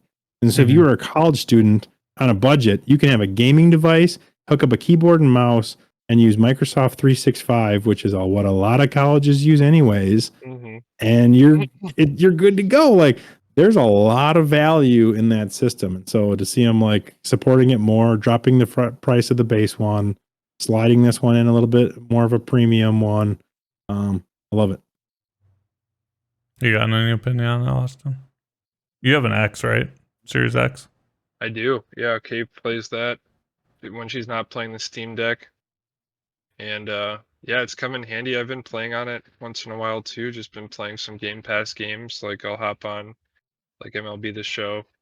Just want to play some baseball for like a couple of minutes and I'll get off. But yeah, love it. Honestly, like the more the merrier. Yeah. I agree. That's kind of where I'm at. I'm not going to buy it, but I'm happy for it. Essentially, I feel like it's not one of those pointless, what the hell are you doing systems. Right. I feel like it's a good spot. It's a in between.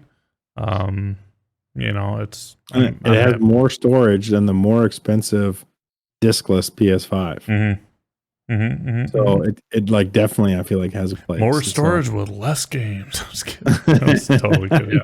I'm kidding. Too soon. Yeah, no. Not for long. Not for long though. That's it's funny. A week difference Your outlook. I Our mean, opinions literally on- last week we're just shitting on Xbox. Like you Well, guys. okay, yeah, I'll give them that they kept all this stuff under wraps. There Mhm. wasn't rumors of any of this stuff coming out, Yeah. and then they hit us hard with it all, and they Yep. go deep into Starfield and everything, and so it's like, yeah, that's a killer showcase. I think out of the Sony State of Play and the Summer Games Fest, like this one was by far. I was cheering. I felt great afterwards. I walked away being like mind blown. Mhm. All the other ones were like, it's solid, but Right. like expected. Even looking at the comments on the showcase on YouTube, people are like, "This is the best display of games Mm-hmm. For sure. Yeah, in definitely memory." agree. Right? Like it was a good one. They needed it. It was a win. They did. But all right. Officially, as of now, just hit over 2 hours. Is there anything you guys want to add, Austin? I'll let you go first because you are our esteemed guest of the night. If we're gonna play a game, thought about it. Don't know how you guys feel about it. Fallout 76.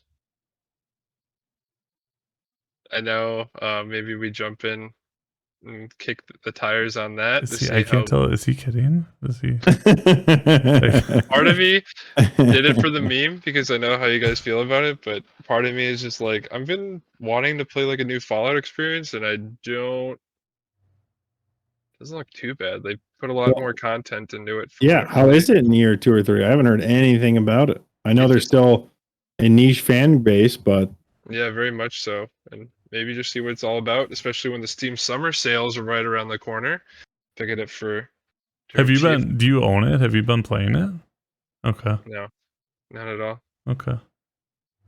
That's a hard sell. I'm gonna have to sleep on that one Yeah, because no, like definitely. my thing. if it was cheaper on Game Pass, we could all just like jump in and play it to like Right. test it out or play together. Yeah, It'd be like hands down. But yeah, if it's full price or like 40 plus, yeah. don't That's know. if it's like $10, like a cool 10 to I would do $5. that and then return Yeah. it with hour 50. I'm just kidding. Yeah. No, the literally thing just- is, yeah, I would love to have a good experience in there. It'd be nice. Like I've always wanted a multiplayer Bethesda game, Mhm. and I was super kind of hyped for it when they announced it. Yeah. And I just couldn't believe how they let it launch. Right. yeah, it was like- miserable. Yeah, coming from like Destiny, I was like, dude, this is great. Like, I play these Bethesda games, and you try and tell stories about them with your friend, but like, why not just experience it with your Right. friend? I am looking for. I was texting Dan the other day. Even though I'm really hooked on Tears of the Kingdom, I've been really starting to itch for a multiplayer game. I feel like once a quarter, I'm like, okay, I wanna play a game, but like truly, I don't know what to play right now. I don't want to play Call of Duty. Quad. Never played that. Squad. Yeah, it's a little bit more. It's like Hell Let Loose, but more tactical. Okay, Yeah, or like I'll have to look at it. I was watching Shroud play it a couple months ago, because I feel like streamers, they get paid to play games, and then also it's like, Right. oh, Squad's popular right now. I watched him play a little bit. It looked interesting.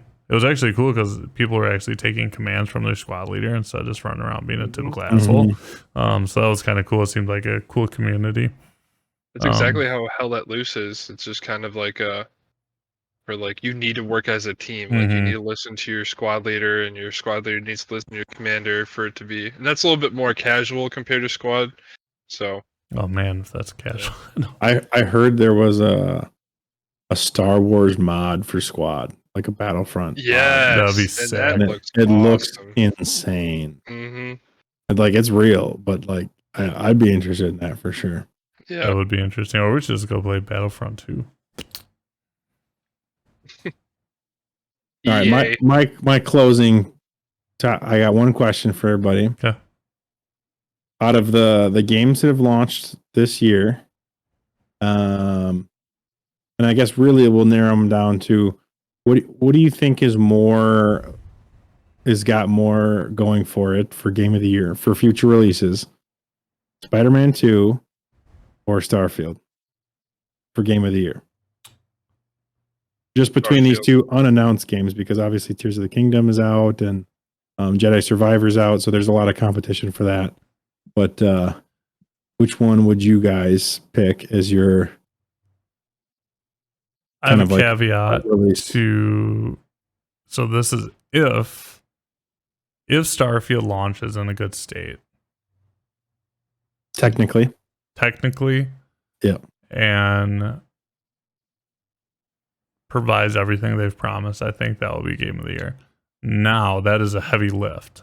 That's a very heavy lift. What I've seen from Spider-Man, though, and I know what Sony is capable of, I'm hyped for that game. I think there's a better chance of Spider-Man 2 launching in a good state to get them Game of the Year Yeah. than Starfield launching. But then you look at even look at Skyrim, their last. Well, no, Fallout 4 would have been their last big launch, but Fallout 4 wasn't really well received from the diehard fan base. Like, I remember Skyrim launched; it had bugs, but the overall gameplay loop, or not even loop, the overall game was so well put together that it just blew any competition out of the water. Yeah. If it launches like that, then yes, it will get Game of the Year. But if it launches in the typical definitive statement, if it launches in the typical AAA state that we're used to, no, Spider-Man 2. You took all the words right out of my mouth. Like, literally, that's all it depends on, is if, like, with the state Starfield releases in. Yeah, one thing I did like, by the way, went back to a voiceless protagonist. You get to select your dialogue options. There's no voice, and I think I enjoy that more than having like limited amount of dialogue I agree. or like options to choose, like Fallout 4 was. So that's fair. Yeah. I think my opinion is it'll be, for me, hands down Starfield, because it'll launch on PC this year and not 2 or 3 years away like Spider-Man. True. Got him. Yeah, that's true. Because I'm not I'll be even playing playing it Spider-Man 2 this year. Yeah. Yeah. Even though Spider-Man is probably, once I beat it, has been like one of my favorite games kind of all time, like story wise. It was just absolutely incredible. Open world wise, phenomenal. They dialed in every piece of it.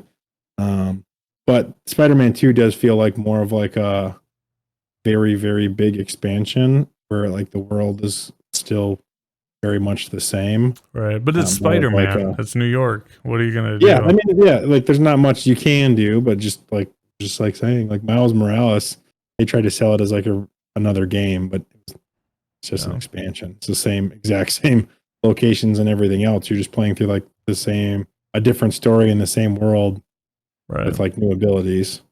So it's funny because excuse me. I was waiting on buying Spider-Man and Miles Morales, and I saw the price went up by like $1 or $2, and so I pulled the trigger.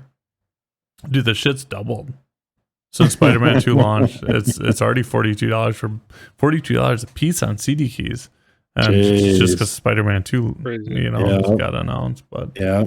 So, all right, boys, this was fun. I had a blast. I'm good. Austin's good. Dan, what do you got? Stay nerdy.